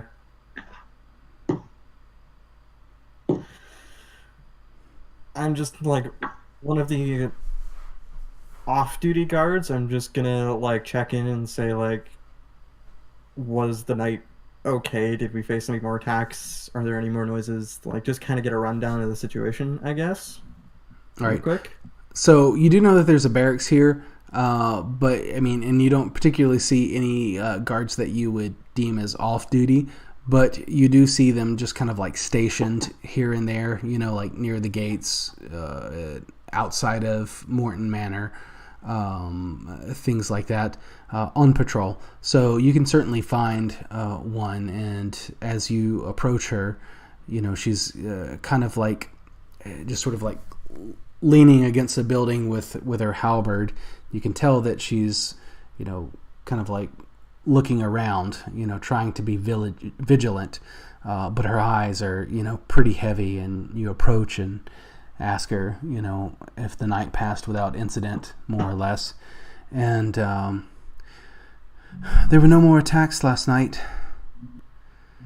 We can be thankful for that. Do you know if the creatures are still in the city? I don't know. I don't think any of us have gone out. The gates have remained closed. I've heard screams occasionally. All right, thank you. I kind of just close the conversation at that and start walking off, and I'm flipping through the book, and I would think Kay would kind of start looking around, and he'd probably, like, if there's a way, he'd step up onto the top of the palisades just to look over what happened, if there's a way. I don't know if they're well built enough for that or not. These are pretty well built palisades, and there, you know, are you've got the palisades, and then there's a structure on the inside of it where, you know, archers can get up there and like look out and, you know, snipe from a position. So you can certainly go up and look out, and you do that, and no one stops you. And as you look out upon the village, you see bodies of villagers in the streets, many in number.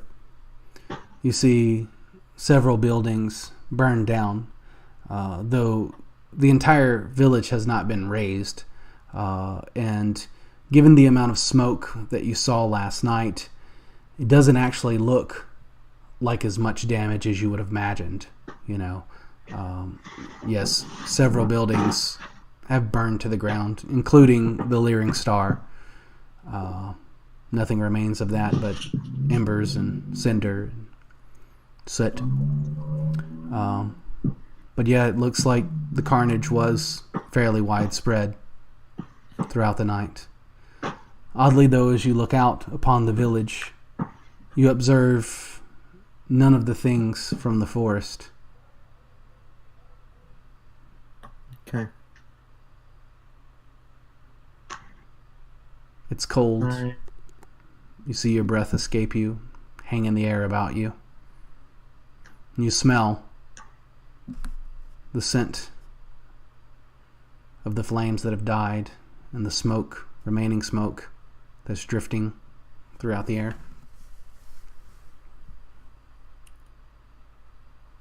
While I'm standing there, I take out... Actually, I probably wouldn't take anything out, because I don't know if I would have anything on me. I'd actually find just a small piece of, like, charcoal-ish wood. and I flip to the first page of the book.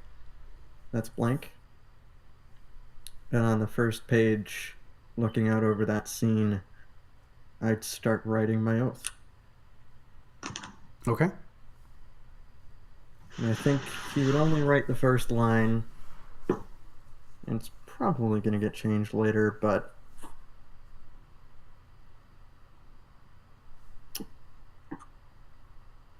the first line would be, "May law light the way." Okay. All right. You do that. Shondell, what's going on with Junie in this moment?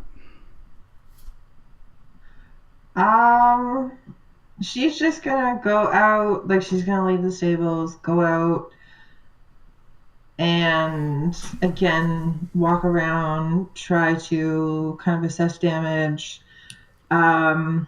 Again, talk to people, not so much guards, more so like just common people, kind of see where they're at. And probably make her way also up the palisades to assess the damage outside, like in the town and whatnot. Okay, by Sarkay or elsewhere? Probably elsewhere, Okay. but within, like, she can see Sir Kay, just like to get another vantage point, essentially. Sure. And she does that, and no need for me to describe it to you again, because she sees much of the same thing, experiences much of the same thing, while you have a slightly different vantage point from where the manor is. Kind of like the palisades just kind of like overlook the village this way, so you aren't getting too drastic, a picture of the village. So again, basically the same thing that Sir Kay saw. So, and then in terms of like, gauging the villagers, again, scene of despair, obviously these people have lost loved ones, lost friends, lost property. She's gonna console people as well, a little bit better than Toby had. But yeah, she's gonna console, like not seek out those who are incredibly upset, like kind of in the middle, because she doesn't really want to deal with really upset ones. Just console them, tell them it's going to be okay, kind of make conversation, try to make them feel better. Okay. Real quick, it appears that most of you have frozen for me. Can anyone hear me? Yeah. It was. Okay, I'm going to put us on break for a second because had a few connectivity issues there briefly.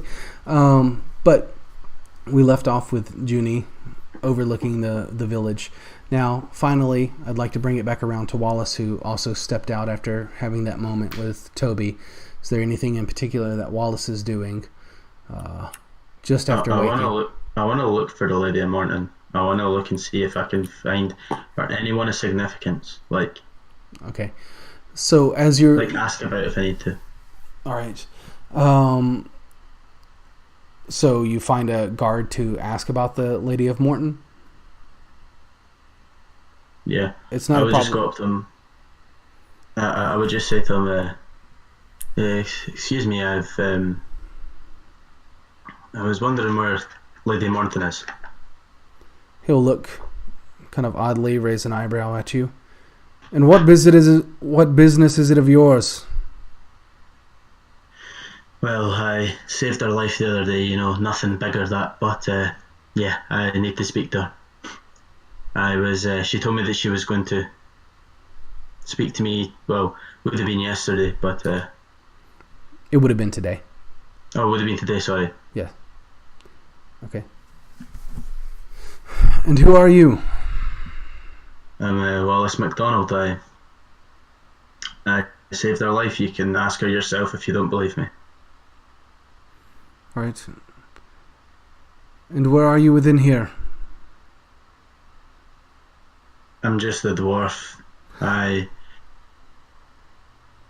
have some things that I need to speak to her. They're for her ears. All right. I'm sure you understand. Official business and all that. Yeah. So what I was trying to get at is he's basically asking you where are you staying within the courtyard right now. We've been kicking back at the stables, me and my compatriots. All right. Well, I will see if I can get word to her. And if she wishes to see you, she'll find you. Oh, tell her I'll be at the stables. All right. So and he'll just kind of nod and go back to what he was doing. I'll go back to the rest of the group. Yes. So, you've all kind of had these few moments this morning. And I'm going to assume that eventually most of you will find your way back to the stables because what else would you do within here, really?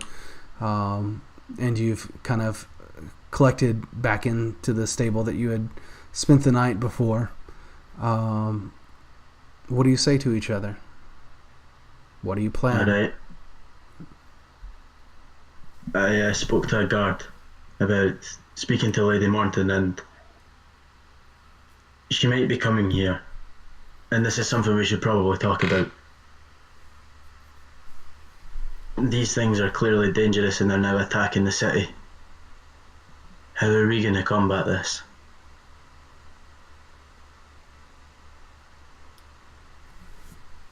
Well, for those of you that don't know, which I think is only Wallace at this point, last night I think I may have encountered whatever's leading them. As it certainly demonstrated a certain amount of ability to control me. The Lessic. Oh, sorry, I lost all of you. Okay, you had said that you think you encountered whatever is leading them last night. It demonstrated an ability to control you, and I believe that Wallace just chimed in with, so Lessic. That's certainly the only name we have to go on. That's what we'll call him. This Lessic doesn't seem like a very pleasant fellow.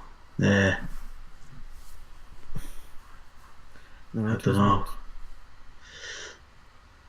doesn't. These people are probably Lady Mournton's main priority, and we're a bit more expendable. I just need to know that yous are all in this. Seems like you'll need more help than just us.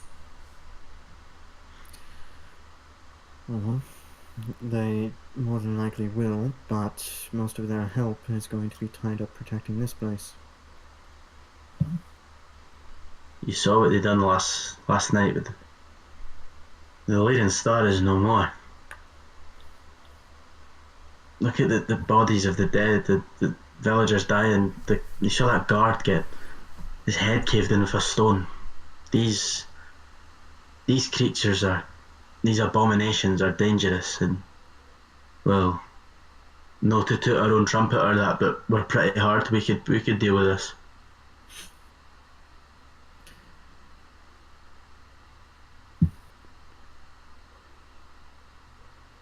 Well, where would we even start?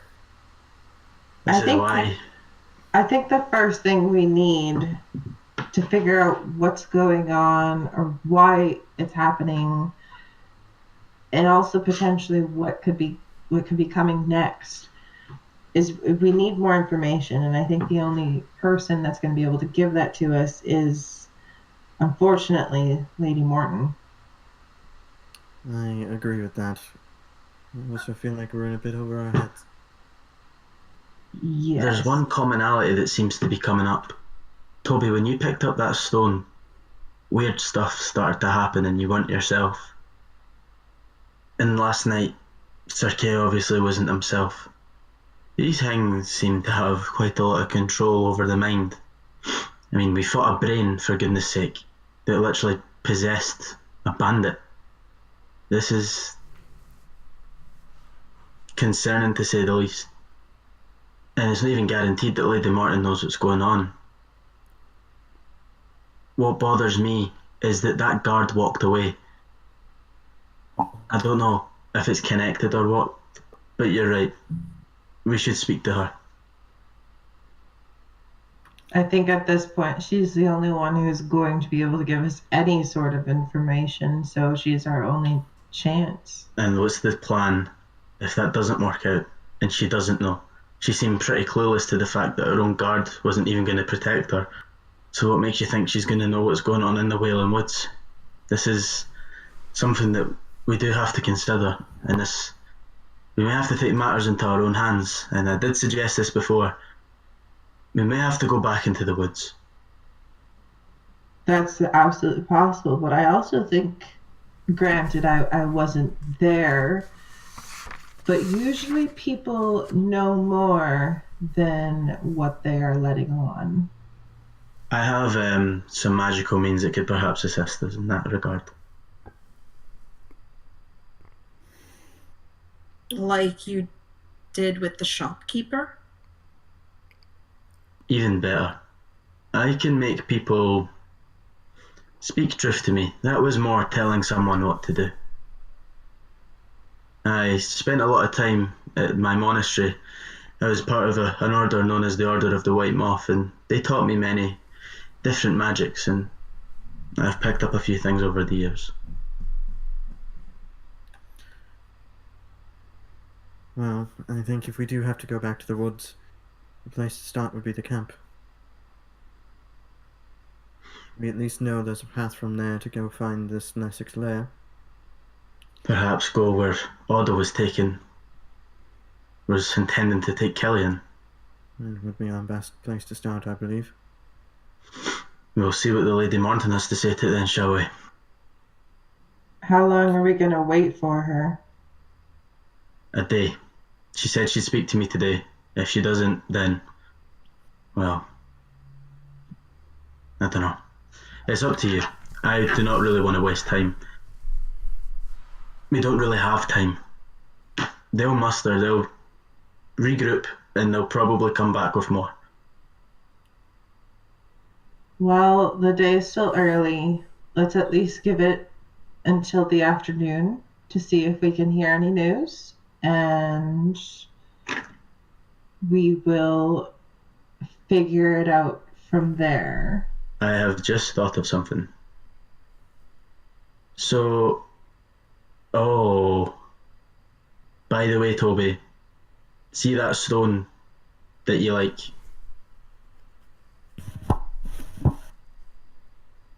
We kinda, well, it wasn't me, to be fair, it was them. They broke it. They were showing it to this bugbear, any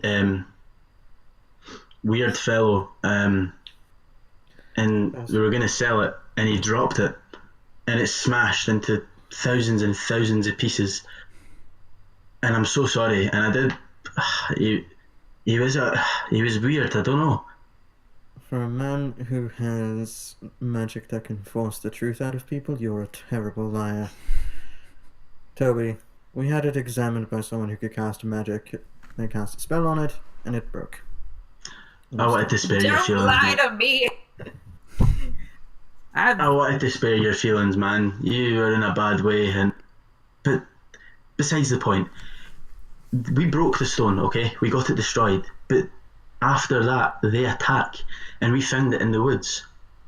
Perhaps this was important to them. In our defense as well, the person we had look at it did tell us that something was using it to watch us. Aye. Now, I should interject something here. Kristen, Yes. Toby, Mhm. since he's been in possession of this stone, has felt extremely odd, more so than usual.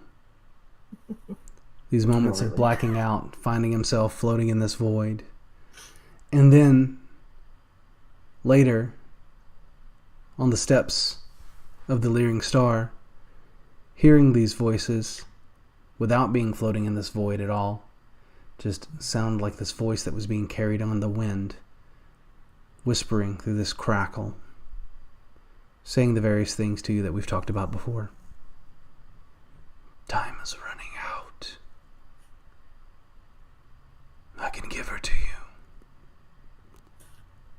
things along that line.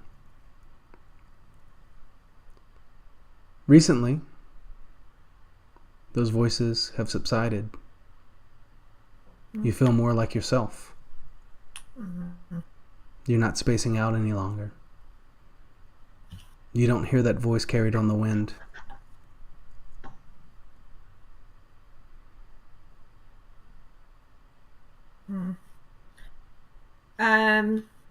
Hearing that the stone is broken, he's really upset and is just gonna look for a place to be by himself, whether that be like on a rooftop or just somewhere where he could get to that maybe they won't find him. Okay. All right. Could you tell me what that looks like in the moment of him trying to extricate himself from the group in this situation that has caused him stress? Because he's going to go be by himself. Yeah. I mean, as they're probably like going back and forth and like trying to tell him the truth, I guess. Yeah, he's just gonna blurt out like, "You guys have no idea what you've done," and then just walk off. All right. So, Are you trying to like deliberately hide from me? Am I trying to hide? Yeah. Yeah. With a passive perception of 16, do I see where Toby goes? I don't know. Toby, you want to roll a stealth? Yeah. I wanna be a stealthy boy.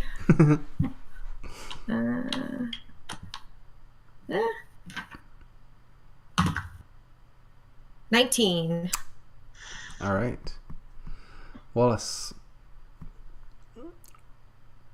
Toby looks at the group, tells everyone that you have no idea what you've done, leaves. Feeling pretty confident in the fact that you're a wise and reasonably perceptive person, you let him take a few steps out the door, thinking you'll just go peer out, spy where he's gone to. But when you do that, no trace of him at all whatsoever.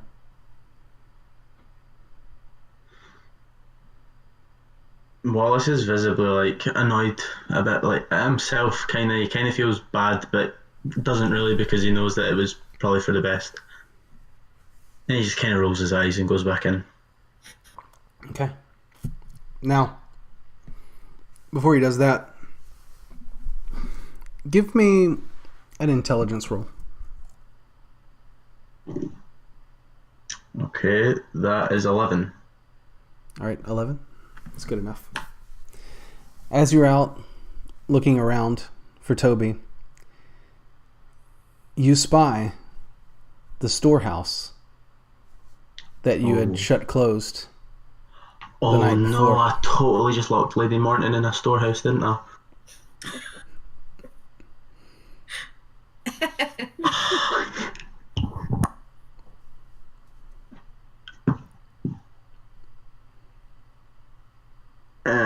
I'm gonna go to the storehouse. It's just gonna like click as soon as I go out. I'm like looking for Toby, and I'm just like, oh, and I'm just gonna start like taking off. I'm not even gonna say anything to anyone. All right. You go there. It's still shut closed from the night before.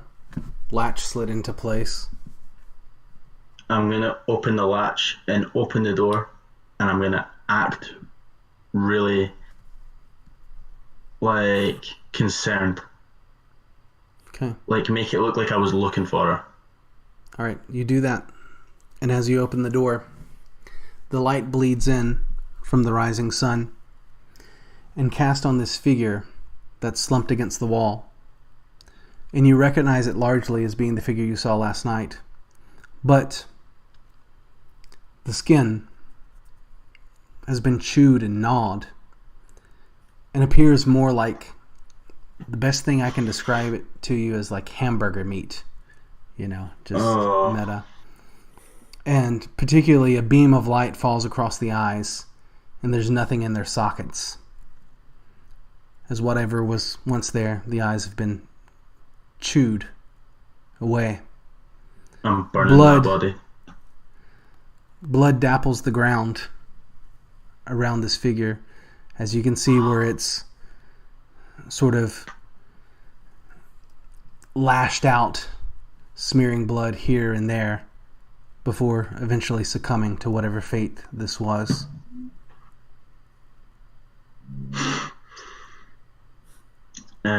Can I make an investigate? Can I just like look around the right? Okay. I want to cast Pass Without Trace, and I want to make a stealth check. Okay, all right. So, note your spell. Yeah, well, Subtract the slot, and then give me a stealth roll.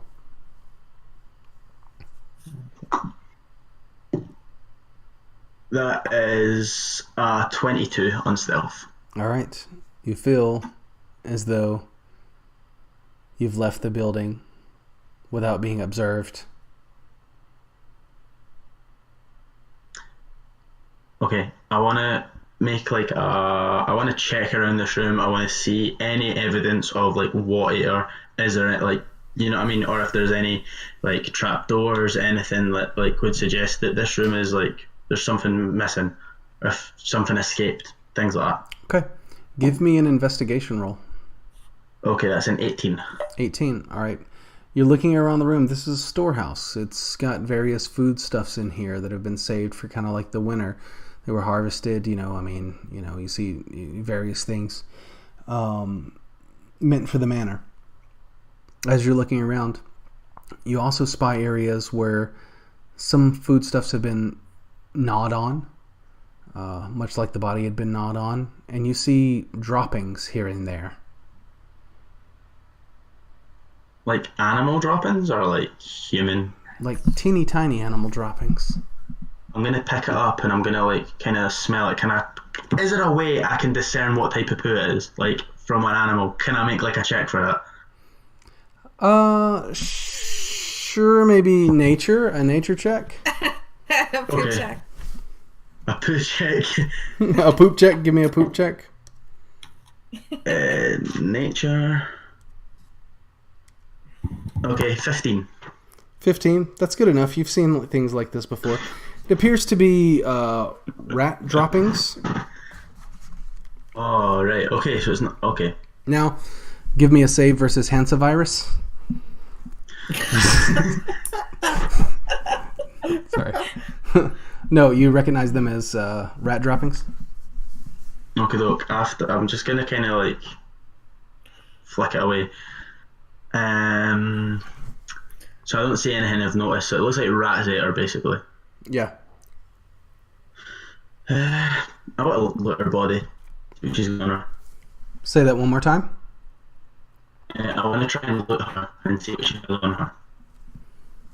Okay, I'm going to give that a second. See if things straighten up with the connectivity. Can anyone hear me? Yeah, I can hear you, but everyone is frozen. Yeah, Okay. I can hear you. Okay. It's just Discord being weird. Sure. Yeah, it's really weird on my end. Okay, so yeah, I do believe that everyone is back now, and it's not too weird. So you're going to loot the body, is what I heard you say. Is that correct? Yeah. Okay. She was carrying a long sword. Okay. She was also carrying a short sword. Okay. In addition to that, a heavy crossbow. She also had a case with 20 bolts for the crossbow. Wearing splint armor, but I'm going to assume that you're not going to take that. No. She No. got any money? There is a pouch.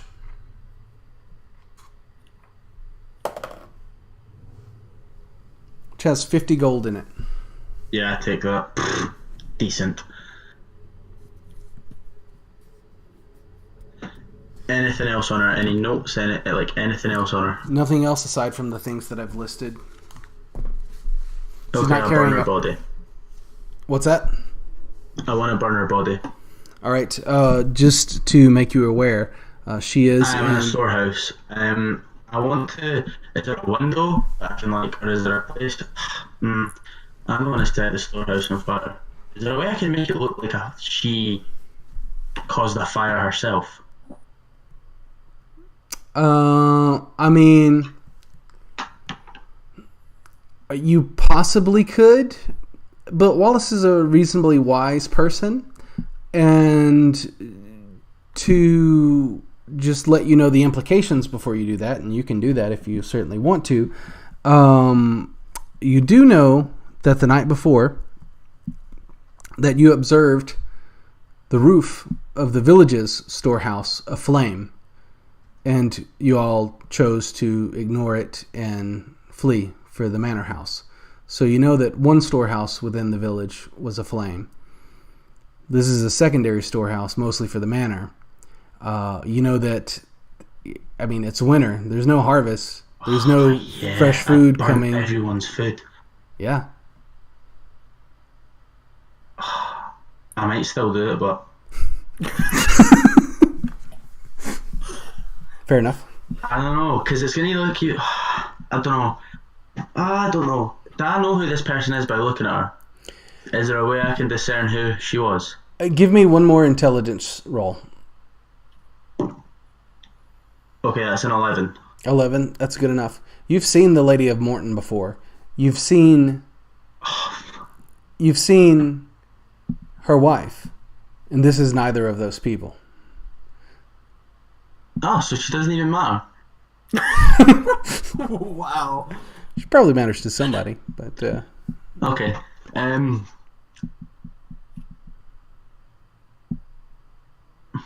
just gonna loot. I'm gonna leave her. I'm gonna take the 50 gold and I'm gonna take the sword. okay. So you take the longsword and the 50 gold. Yeah.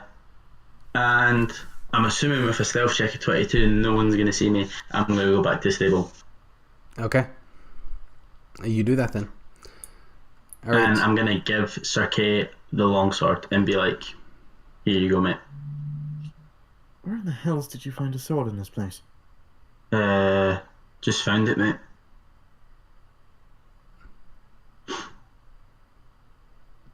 Is that blood on the hilt? No. Blood? No. Are you sure? That looks like... Let me see that. Let me see that a sec. I'm just gonna be like, and try and wipe it off.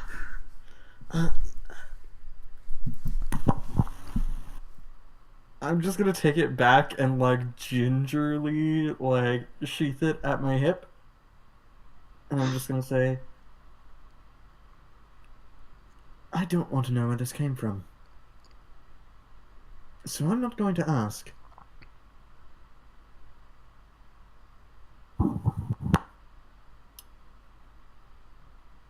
That's all I got, really. Okay.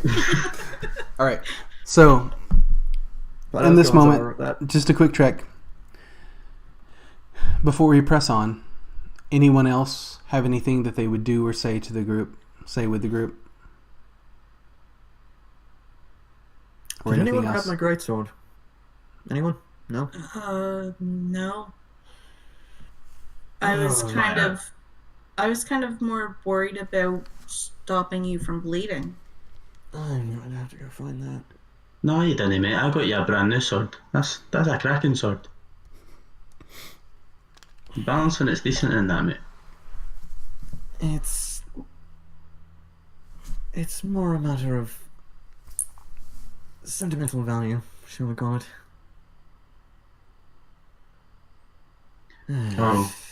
Shit. We'll find it later, mate. When Let me start wandering outside the gates, I guess. I'll take a look. As you're speaking, 3 guards will enter. Oh no. One that you recognize, Wallace. You spoke to him earlier. Oh, okay, that's good. You there. Come with us. And your friends. Sound. Okay. I'm just gonna. I'll just be like, let's go. All right. Walk on, O fearless leader. Does everyone follow? Yeah. Yeah, I follow. So, Toby, wherever you are, from your vantage point, you spied 3 guards walk into the stables, and now they're walking out, and your compatriots are following behind, appear to be heading towards Mournton Manor.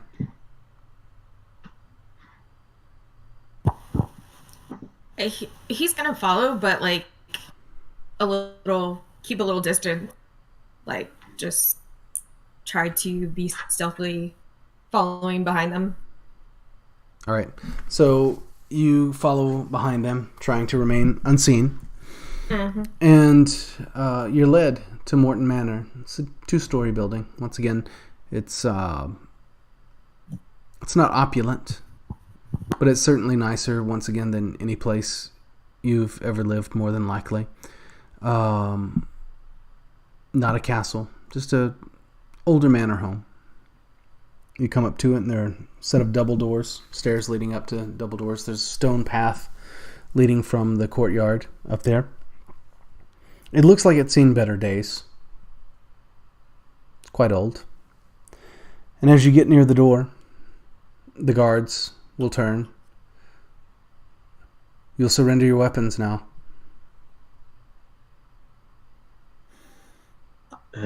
With everything that's been happening, you want us to give up our weapon? She's got a point, mate. We help do that.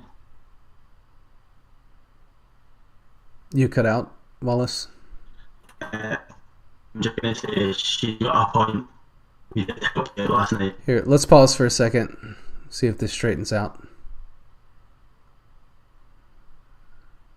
Try to say it again. Lewis? Can you hear me? I can hear you. Okay, I'm just gonna... No. Hold on. Let's pause. I'm going to set it to another break for a second. Lewis, you were saying? So I'll say to the guard, she has a point. We did help you last night, and if not for us, you probably wouldn't be standing here, and neither would this manor.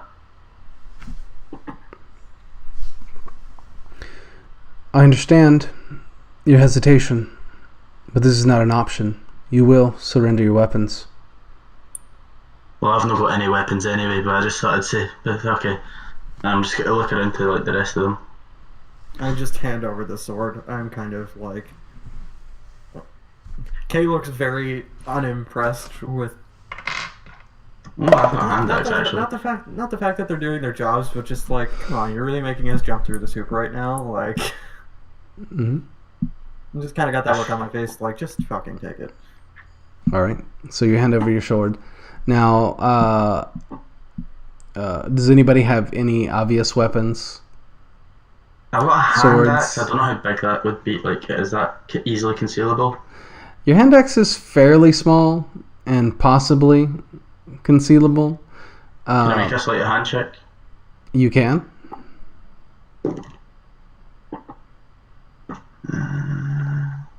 Pen. 10? Okay. Now, Junie, I know that you carry a sword and a dagger. Yeah, and I'm a bow. gonna hand over my bow. I have 2 hand axes that I'll hand over and a sword. Can my dagger be concealed? Your dagger can probably be concealed. Give me a sleight of hand check. Okay. It's a modified 20. Okay. All right. Jess, I know you carry a Yeah. scimitar. Yeah, so that wouldn't be very hideable.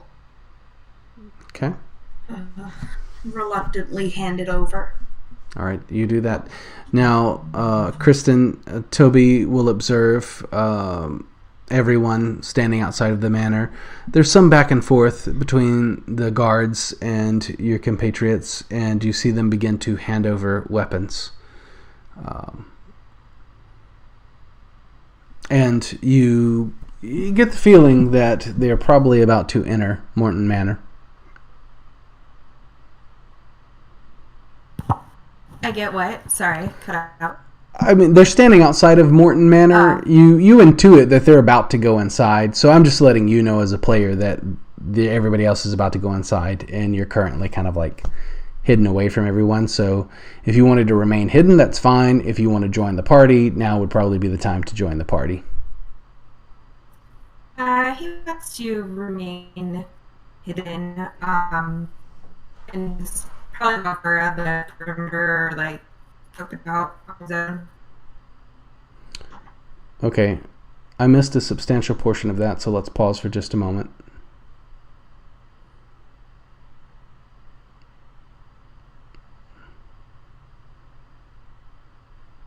You good, RJ? Okay, I'm good now. All right, Kristen, could you repeat what you were saying? He wants to remain hidden. I think I heard that portion. He would just fall back a bit and maybe walk around the perimeter and scope it out on his own. Okay, all right. So Toby will do that. Now, everyone else, once you've turned over your weapons, you're led to within Mournton Manor. And when you go inside, you enter into a very large room. There is a kind of rug that stretches from the door back towards a large set of staircase that ascends upstairs. And within here, this room is about 30 feet by about 60 feet long. And there are doors. 2, 4, 6, 8. So kind of like 4 doors on the left, 4 doors on the right, a couple of doors. Well, you can't see the couple of doors behind the stairs. But there are columns in here. And it's largely, other than the rug, and kind of like a fountain sitting in the center of the room, largely unadorned. You know, again, not completely opulent, but, you know, seems like it was very nice once upon a time. And as you enter, the guards usher you in first and come in behind you, shut the door behind them. You notice Emily Mournton, who you had met the day before, is in there. She has a couple of guards to each side. She looks at you.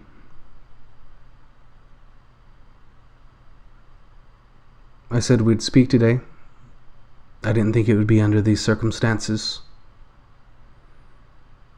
But they've told me you were asking for me. What of it now? What do you have to say? Well, trying to talk to you yesterday, obviously, was kind of about the things that attacked last night, but it's alright. It's happened now. My name is Wallace, as I've introduced. These are my friends. This is Kay, Wynne, and Ginny. We are all pretty new to the town, and we found ourselves in the Wailing Woods, kind of mercenary work. And we came across these things, and it was rather concerning. We fought a creature that, and this is going to sound a bit mental, but a 4-legged brain, essentially, is what we fought. And some strange happenings have been happening in the woods. Lots of things. Wolves attacking children at farms near the woods, lack of animals there, the very roots of the actual forest attacking us. This is a concern to us. As you can see, your town is in danger. We just wanted to ask what you knew about it, and we maybe can help you out for better cash. Alright, so To quote a very apt line from my friend here, we're more expendable than your gods at the moment. So put us to use. alright. The words weigh with her for a moment. And Wallace and Wynne, you catch sight of someone moving from around behind the staircase. It's a woman in a robe, long gray hair, draped over part of her face. She says, "See, I told you. The outsiders brought this upon us. I know this. They came to me with a stone yesterday, and I told them it was cursed. Something evil was on the other side of it, and they brought it into the village. And I used my magic to disrupt that. But it's them. They're the reason why. They're why this happened. She extends... Hold your horses, hen. Pause. We are not the reason that this happened. Pause. She extends this bony, accusatory finger toward the lot of you. And, given that we're getting close to our time, and given that we've had connectivity issues, I think this is a good moment to stop. Okay. Oh, Hold on, Lewis. I'm not hearing anything you said.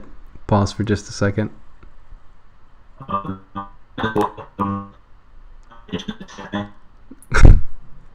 I know you're saying a lot, but I can't hear any of it. I heard all of it.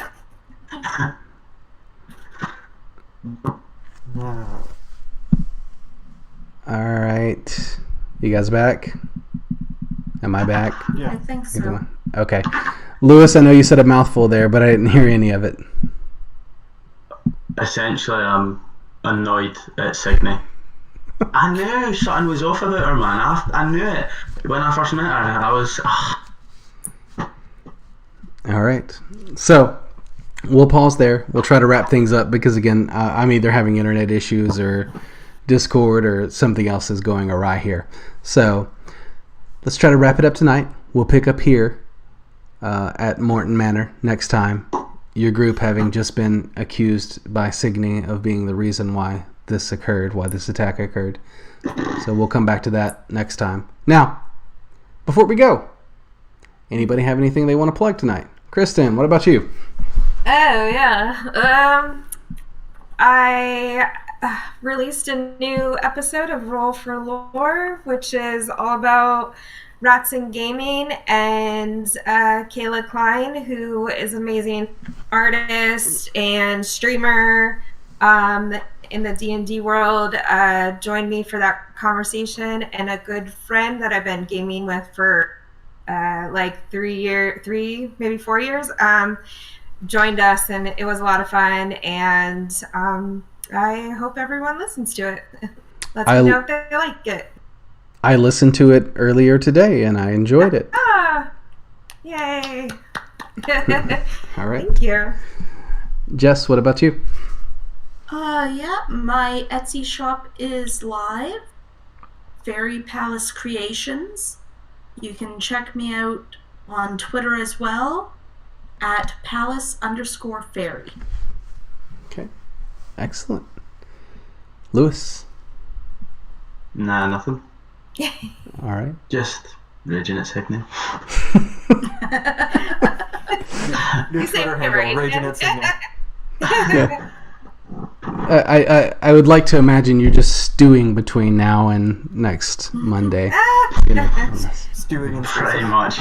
yeah. The whole time I was like, it makes sense why there's like a connection between Wallace and Toby, because like, I don't know, Toby's kind of gross too, like doesn't know like manners, and it's like, oh yeah, let me smell that, let me taste that. Yeah. Oh, it makes sense. Yeah. Shondell. Twitter and Twitch at Shandy Valley, and that's pretty much it. All right. And Eric. Eldritch Crow on Twitter and pretty much anywhere else. You can find me as an admin for the Playcasters Discord server, and Dice Nights, the podcast I'm a part of, just hit our season finale episode tonight. So our first season, our 20th episode, has gone live, and that's just a couple of stories from our home game. So that's been a lot of fun, and the insanity. Yeah, go check that stuff out. We're on Podbean mostly, so just look up Dice Nights through there, and you should be able to find us. Okay, excellent. And I am RJ Cresswell. You can find me on Twitter at RJ_Cresswell. Our stream is called The Tainted Lands, Mist of Mournton. This was episode 6. And if you watch it or watched it, we do appreciate it very much. And most of all, everyone, I appreciate you joining me as usual. I had fun. Hope you can say the same. And I hope to see all of you next week, same time. All right. Good night.